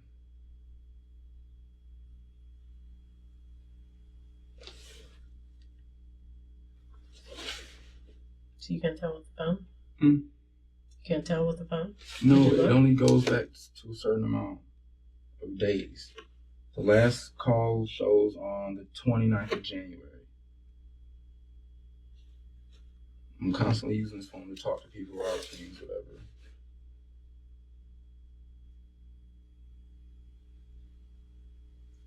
So tell me when Dad picks you up and you're wearing your jumpsuit. You didn't tell her anything other than a couple lines. Yeah. She asked where my clothes was. Told her y'all had to warn for my clothes. Asked what I was gonna do today. Told her to go home and sleep, whatever. She said she'll talk to me about everything when she gets back from work because she had to go to work. She was supposed to be at work at that time. You didn't tell her that Danielle was dead at that time. I don't know. I may have. I'm not sure. And tell me what you remember. Because if I was and I came to the police department, well, she knows. And you're not even in your clothes, I'd be like, "What the fuck is going on?" That's how we are. She knows I can have an arm missing. If I tell her not to ask about it, she knows not to ask about it. Well, you didn't tell her that because you did start talking to her about it. If I don't want to tell her something, she knows, don't question me. That's one thing we used to argue about for the longest. I'm tired of you not telling me things. I want to know things. Sounds like she doesn't like you too much. We have our issues with each other. Sure. She has So a lot of things. did you shoot at her or she shoot at you in the car? Who? You and Danielle. Which one was it? Which one was what? Getting shot at in the car. We are not shooting at each other. We're together right now. Oh. Sounds like you have a pretty shitty relationship. We're not the best. You're accusing us of shooting each other. I'm just saying it right now. I'm just saying that you don't tell her anything. You're fucking somebody else. You don't give a fuck if she's fucking somebody else. And I'm going to shoot her because of it. Or is she going to shoot me because of it? You would piss me the fuck off, I'll tell you that much. Yeah, we piss each other off. You would piss me the fuck off. I pick you up from the police station. You're wearing a white jumpsuit, and you're not going to tell me what the fuck happened? That don't make no sense.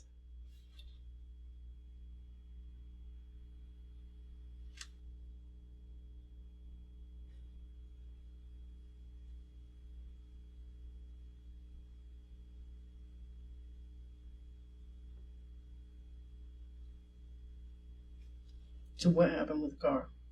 What happened with the shooting? I told you, damn sure ain't finna be the shooting at each other. I'm about to lose my life and stuff, and y'all sitting there thinking me and her having a dispute.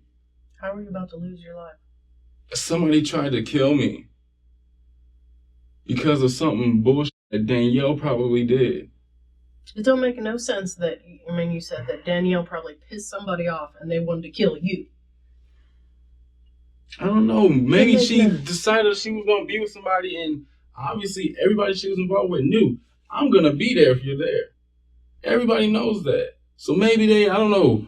It's either him, he needs to be out of the picture probably. I don't know. Okay. Let's take that theory and let's run with it, okay? Fine. Let's say she's screwing somebody else. And they want you out of the picture.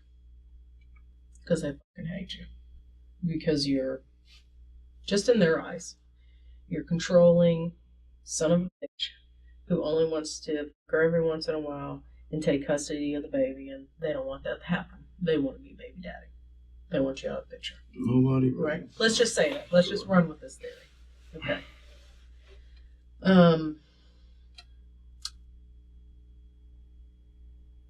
So you tell me that they were lying in wait for you, as they don't know when you're coming. They just keep, because there's nowhere really to park. Nobody saw anybody park. It's dark out. They can't tell if it's your vehicle coming at them. They just happen to be in front of you and driving past you as you're coming to your mom and dad's house, because they knew where that was, and only shoot twice. Does that theory hold water? I don't care anymore. But does it hold water? I guess, sure. How does that hold water? I don't know. I'm not the one that's investigating this. All my main focus right now is making sure my daughter is okay. Trying to find out if, okay, she's with grandma. Fine. Is she in that house? Are y'all still looking at that house, making sure nobody's going over there? Because I don't know if somebody out there is still pissed off with me. Obviously, nobody know where I stay because nobody knows where I stay. So hell, if they still piss off with me or whatever, I'm still worried every day when I go to work. Is somebody gonna go back to the house and finish off some shit? I don't know.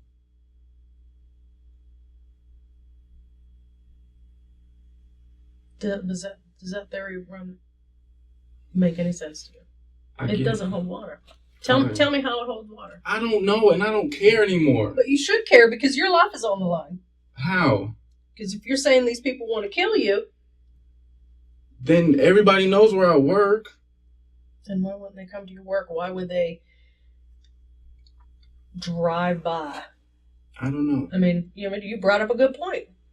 Why wouldn't they just come to your work and walk up at you in the parking lot and cap one off in your head? I don't know. Number one, if I'm going to do anything, I'm not going to go to nobody's job because I know everybody's job has a camera. No, they don't. Not Goodwill. They don't have cameras outside. Yes, we do. We had two. One was broke. We have three outside. Right. One was broken. One's broken, but we have two other cameras outside pointing to the parking lot. The one with you and where she said that Danielle said that she tried to run her over. There was no video footage of that.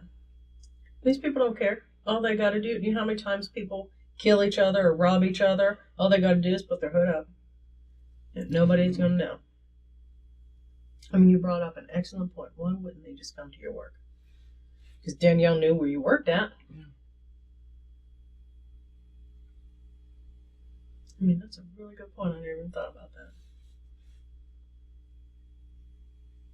I'm still waiting for the day that somebody says Josh to the donor door, and I go to the donor door and somebody pulls out something and pops me. I'm waiting on that because I feel it. And every time they say Josh to the front, Josh to the donor door, I say red line. I'm saying, who is it? Oh, who is it? Oh, it's a customer asking a question about this. Well, what do they care now? What do they care to kill you for now? I'm not. Hopefully Danielle's they're not. dead. And that's what I'm assuming. I don't know. Maybe it's done. But I'm still worried about my daughter. I don't know. If it's somebody, because she's had two that I know of, 2-year relationship minimums. So I don't know. And dudes do some crazy stuff. I see it all the time. I hear about it. What do you mean? I mean, love makes you do crazy things. Sure, I hear about that. It does, doesn't it? Yeah. Right. People don't need a motive of money or anything else. Love makes you do crazy things.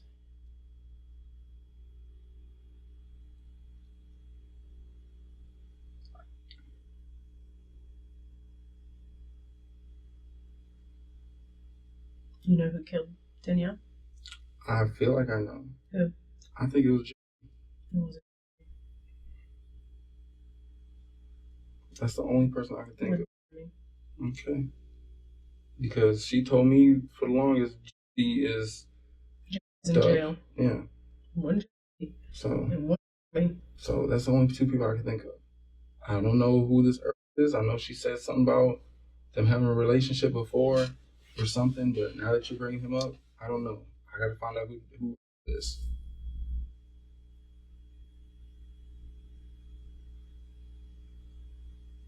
So, I mean, you brought up a real good point. Maybe your the vehicle was in the parking lot and they shot the vehicle in your parking lot. When? Because your store doesn't hold water. Why wouldn't they just go to your job? Alright, then fine.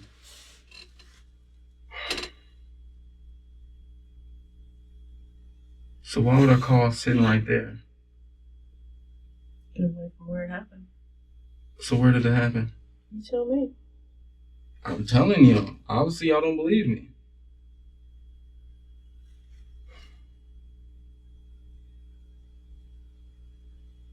I mean, if it doesn't make sense.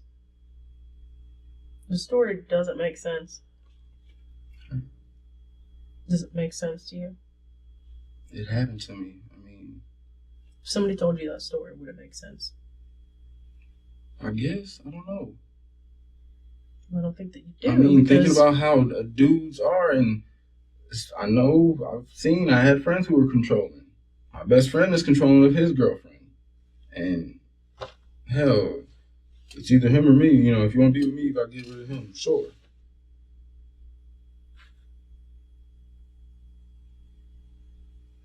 Initially, I thought it was Danielle.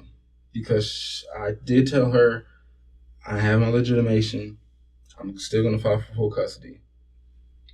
And she played really nice to me for the next maybe 2 or 3 weeks, and I thought that was strange. So initially, I sat there and I admitted to her, I think it was you. I thought it was you.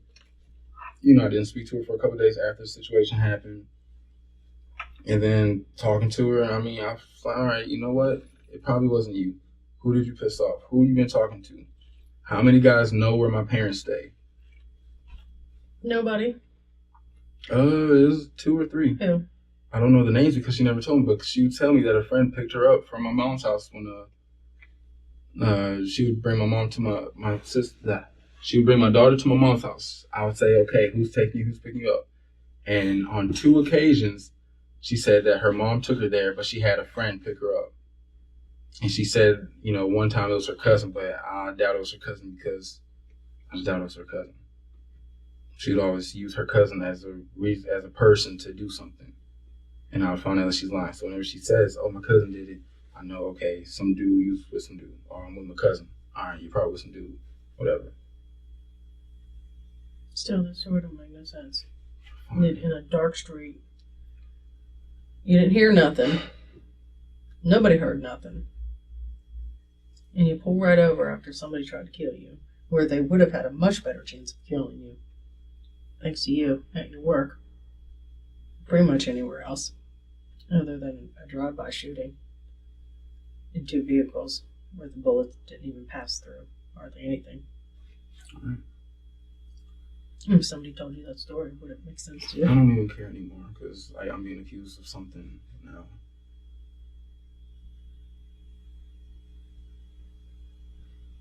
Well, obviously it wouldn't make sense to you. It doesn't make any sense to me. Okay. I'm trying to figure out who shot you. Who tried to kill you. Well, you're thinking it's...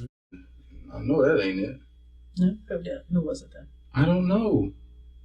Was it in the car you shot at her? No. Because you don't give a fuck about her. I'm not gonna kill her.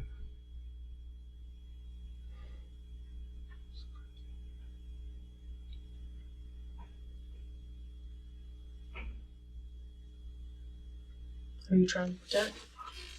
Why would I be trying to protect someone? I don't know. Tell me. Y'all tell me. I'm telling y'all what happened the day of now, and you're telling me I'm trying to protect. Why would I try to protect somebody that's trying to kill me? The Stranger Things. They just recently had another guy got shot at, and he's trying to protect the people that shot at him too. Well, maybe if that person's body came up and it made sense for him to be trying to shoot at me, then fine. The reason why I'm trying to protect somebody is because I took him out, sure. But no, I'm not trying to protect nobody. Now, if the person came up to me right now and said, yeah, man, I tried to shoot at you, I'm going to be pissed, honestly, yes. If we were on the street and he said, or I found out that dude right there that's drinking that beer, he don't shot at you, I'm going to fuck him up. Yes. But I'm not going to protect him just so I can wait to meet the person.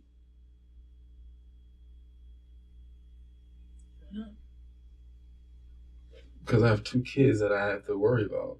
Number one, that's with all my motives. Just like the reason why I didn't quit my job yesterday is because I have 2 kids at the house. Why, you feel like you gotta quit your job? I hate my job. My bosses know I hate my job. That's why I turned down a supervising position. They know my kids come first. I'm not staying over because my kids come first. Even though I haven't seen my daughter in a whole month. Everything I do is for my kids right now. Wouldn't you get a raise though? I'm not worried about that. Because it's more time being taken away from my kids. I learned from my father that the more money you make, the more time they take away from you, it's going to affect your kids. So, yeah, but if you can't pay for them, then it's going to affect them. As long as the bills are being paid and things are okay, that's all I'm worried about. Well, are they being paid? Because according to your sister, she has to bug you to buy food, has to borrow money, try to borrow money from her brother. Borrow money like once or twice, sure. Well, they ain't getting paid. Okay, things come up. Just like Vita just had some money come out of her account, so I mean, things happen. But lights are always on. When somebody stole money out of her account? Hmm? Somebody stole money out of her account? I guess a credit card bill that she didn't pay. They took one whole paycheck. So because of that, I had to hold off on getting my car fixed. A credit card company just took her money from Walmart? A whole paycheck, yes. And she called her bank and they said they was legally able to do it. I've never heard of that. I was pissed with it. But she got paid 3 times that month, so it didn't hurt us. It just would have helped. I mean, it happens. How much? I mean, she make like $1,000 or something every paycheck? 700, I guess. Some change. And this happened when? Just recently. Mm-hmm.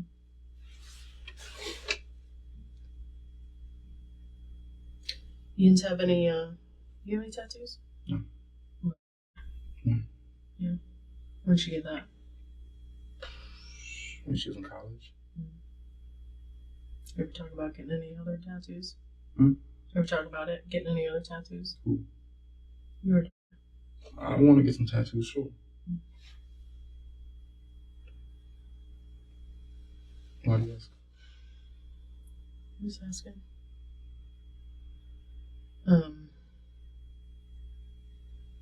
That doesn't make any sense to me. The credit card company. Does she still have the credit card?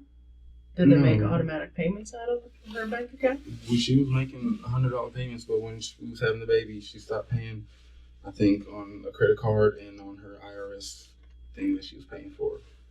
And I guess she never started paying back on the credit card. I don't know. I didn't ask about it. You have a terrible relationship. Yeah, that's what we are. I mean, that's how it is. Some are alcoholics, some are abusive, some, I don't know, whatever. That's just how we are. You should be more communicative. And we're working on that. We've been working on that. We're trying to start back over on a lot of things. When did this happen? When we got back together. Why are you together with her? You don't care if she cheats on you. It's not that I don't care if she cheats on me. It's just we're together. We're happy. We can make each other happy. But that doesn't mean I don't care. But if somebody come in or find out she's cheating on me, I'm great. I just leave. That doesn't sound like a good relationship. Right. I mean, I'm with somebody. I'm not you. I'm just saying that's a human emotion. Some people see kids as sexually attractive. That doesn't mean I do, because I definitely don't. That's a little bit out of the box there. No, it's not. Yeah, that's a everybody's lot out different. of the box. Some people like banging goats. I don't. That's even further from. I mean, I'm sure it happens in farms somewhere, but that's a little bit different than some people gamble. Guys or girls Okay, but caring about whether or not their boyfriend or girlfriend is but with somebody. Swingers out there, and that's something I don't really. That's definitely not my kind of thing. I'm not gonna. You bang my wife, I bang yours. You know, that's something I'm not gonna be down for. But there are people out there like that. I'm not arguing that point. I'm just saying. Okay, some people. Maybe you should find somebody else, because apparently you don't. I mean, I'm not a psychotherapist, though I'd like to be. It doesn't sound like you love her. All right. I certainly don't care. I mean, you cared more about who was screwing Danielle than you did Davida.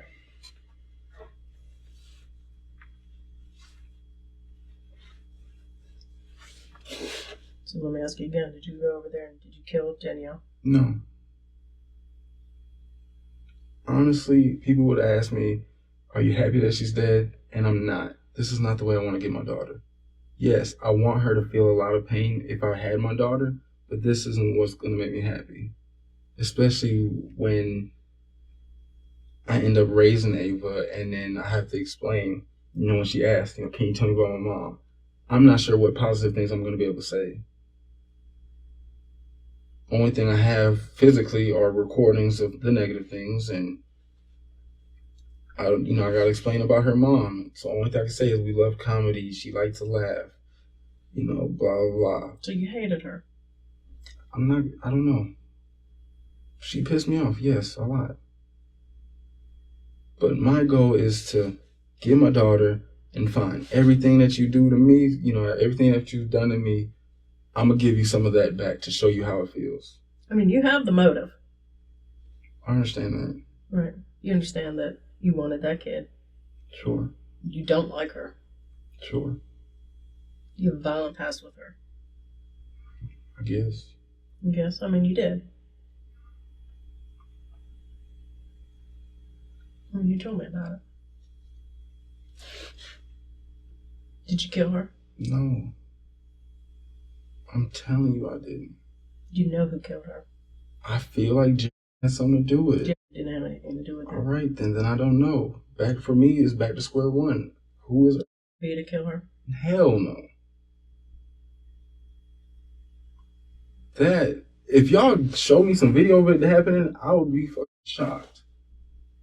Yes, they ain't like each other, but number one, me and was at the house together, so physically I don't see how that happened. But if this happened and I don't know, if she told me she was going to Hogansville, where she's from, and y'all were to call me and say, just to let you know, you need to come pick up your son because your girlfriend went to your baby mom's house and killed her. You got her locked up. I'm not sure how that would happen.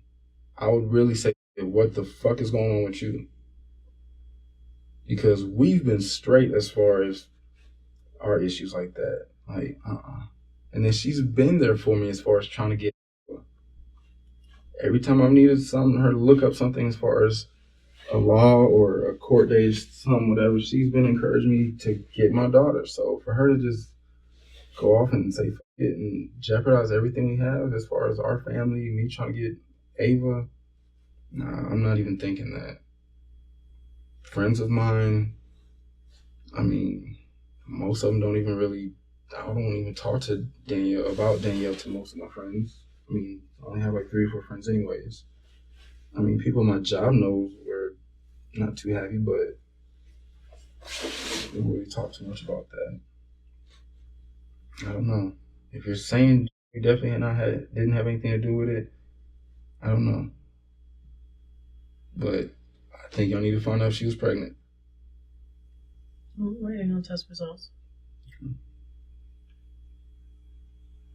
You were there. I mean, you were there. And you have the motive. And you had the opportunity. Fine. Fine what? Why were you telling the patrol officers that you were sorry? For what? That's what you said. For what? It's in the report. For what?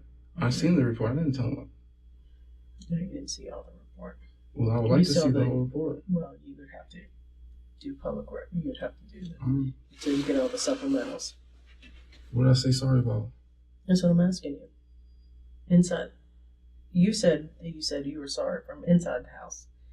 The patrol officers, as they were putting you in the car, kept saying over and over again that you were because sorry. I didn't listen, number one, because they told me stay out there, and I'm trying to do things right because I know you don't listen to police officers, you're going to get arrested for whatever. And with the fact that we've had police officers over there maybe 5 or 6 times already, I already knew, all right, I know this is some crazy shit going on, but all right. And then I heard Ava, and then dude said something, and they told me to stay back. And when all 3 of them went in there, I went in behind them. And when I came to the living room, they said, what are you doing? Get back there. I said, I'm sorry. That's what I was saying I'm sorry for. And then when they put me in handcuffs, he said, you're not being arrested, you're just being detained. I said, all right, I'm sorry for not listening. And I told him, I'm sorry for not listening. I specifically said it. I'm sorry for not listening. All right, am I going to jail? Blah, blah, blah. He said, you're not going to jail. We just got to detain you. We're trying to figure out what's going on. I said, where's my daughter? Is she okay? He said, yes, your daughter's fine. I said, okay, where's Danielle? Is she okay? They said, we don't know what's going on right now or something. And I'm in the police car for like 2 or 3 hours.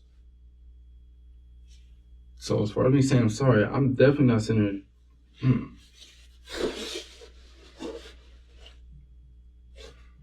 All right. All right, what? I mean, I'm about to get accused for this, and I gotta know what I gotta do now.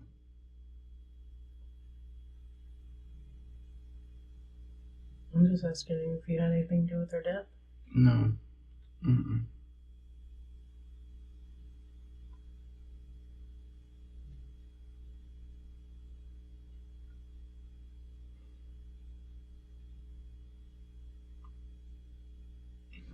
I try to stay focused on my daughter and get my daughter here and there. When I'm in the shower or something, I think about Danielle. You know, I still worry about, you know, what happened. You know, I asked the detectives when y'all were taking my clothes, you know, okay, y'all taking my clothes, take pictures. Was she raped? What happened? And y'all didn't say anything. So I'm still trying to figure out, okay, was it fast? Was it slow? Did she get beat up? Was she still like, did anybody touch my daughter? You know, was my daughter hit, whatever, or slapped or anything, just out of anger or whatever? You know, I think about, you know, certain things as far as Danielle is, you know, taking her to the movies, things like that, and, you know, when we were okay, and just sitting there, you know, watching TV, whatever, reality shows and crap like that. And, I mean, I can't really say I miss her 100%, but it's like, damn, you know, this is like a daily thing, and I don't know, just hearing her and stuff like that. I mean, I think about that stuff from time to time.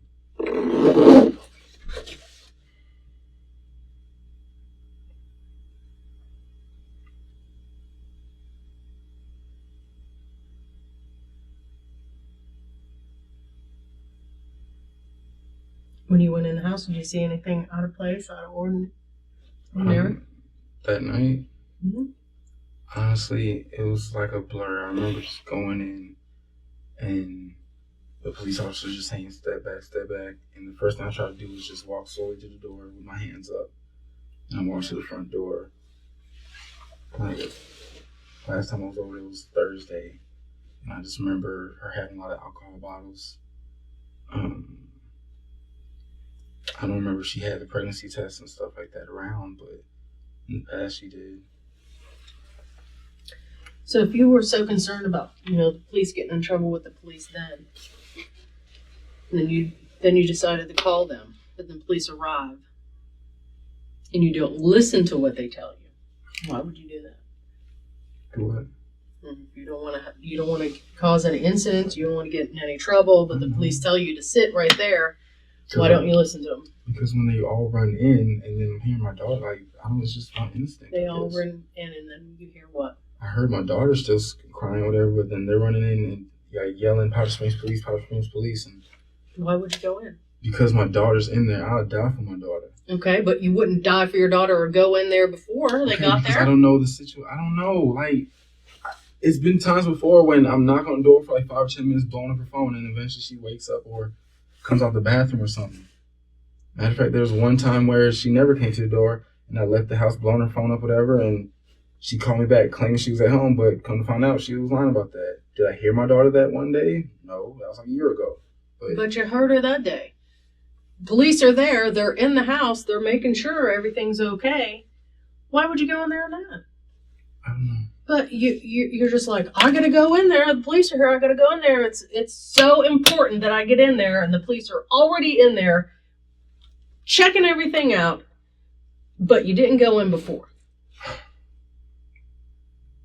I don't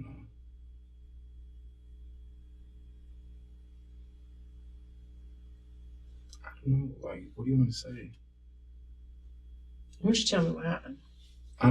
Did you go over there and she done pissed you off for the last time? No. I did not hurt that girl. I'm telling you.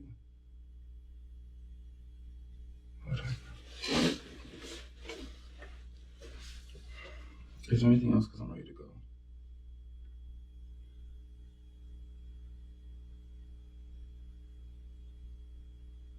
Did you kill her? No, ma'am, I did not. I miss Danielle. I do. You just told me 5 minutes ago. Yeah. I know, and because I don't want this. I know y'all gonna eventually show this shit. And the more shit that is said, the Why am more I gonna show it to? I don't know. Do I show you anything that anybody else tells me?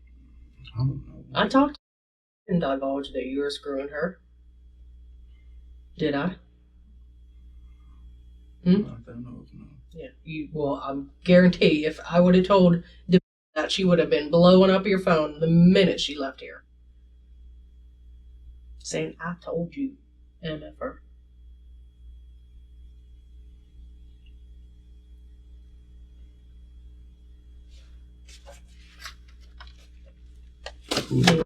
Huh?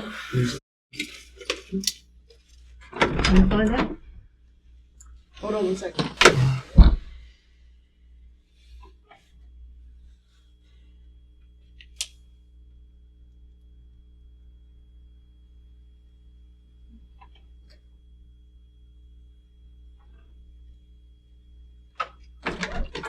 Okay. You know, don't think that you're the only person going through this, okay? As far as me talking to them. Okay, going over and over things. All right? It's not a Okay, personal thing. but this is what I have to do. I'm investigating her death, and I'm going to question everybody and go round and round. And it's not only you that I'm questioning. That's not the problem I'm having. It's nothing even to do with the situation. I used to lie a lot as a kid. Everybody lies. But I did a lot of it, about everything. And my parents never believed me to this day. That's why my mom, when she questions me about anything, she be like, are you sure? And I'm like, yes. I've been trying to, or I can't even say been trying because I'm 24 years old now. Since like high school, I've been telling the truth about everything all the time. I'm trying to keep that way. I understand with Vita, that's, you know, I've been doing a lot of lying, you know, but as far as like to my parents, to law enforcement, I've been trying to stay truthful about everything, no matter even how it makes me look. And to just, you know, still be not really believed or whatever, like that's bothering me still, and that's bringing me back to, Okay. that's all that is. Well, here's what we'll do. Yes, All right? Because I want to believe you, okay? So I want you to prove me wrong. Take a lie detector test. What does that involve? It involves another person, not me, coming in here, strap you off on the machine, and talking to you. How does it work? I don't know, you can Google it. I mean, when I had to get this job, I had to do a lie detector test. It was the old kind. I'm not sure what kind they'll use. But they just strap some stuff on you, just strap a little thing on your finger. They talk to you about the events, and then they'll turn the machine on. It's just like questions, or It's just questions. When does it have to happen? Whenever you're ready. Prove me wrong. I mean, prove me wrong. You want to do that?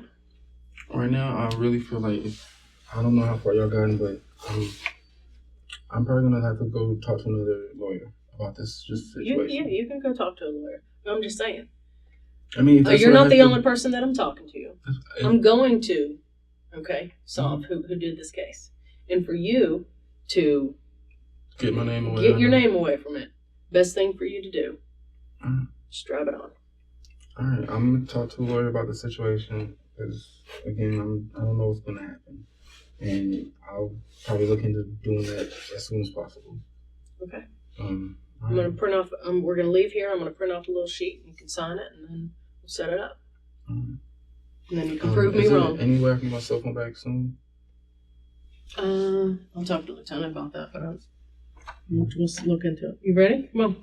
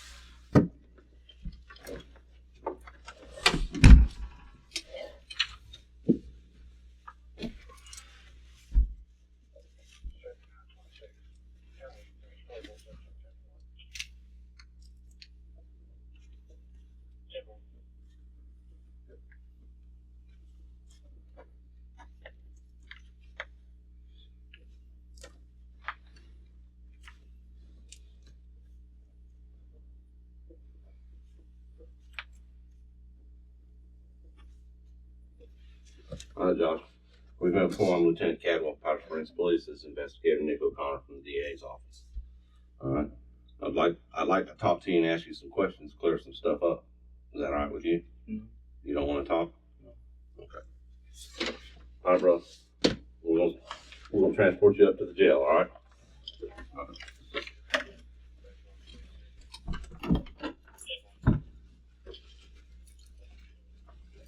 All right, extend it, man. What's wrong with that?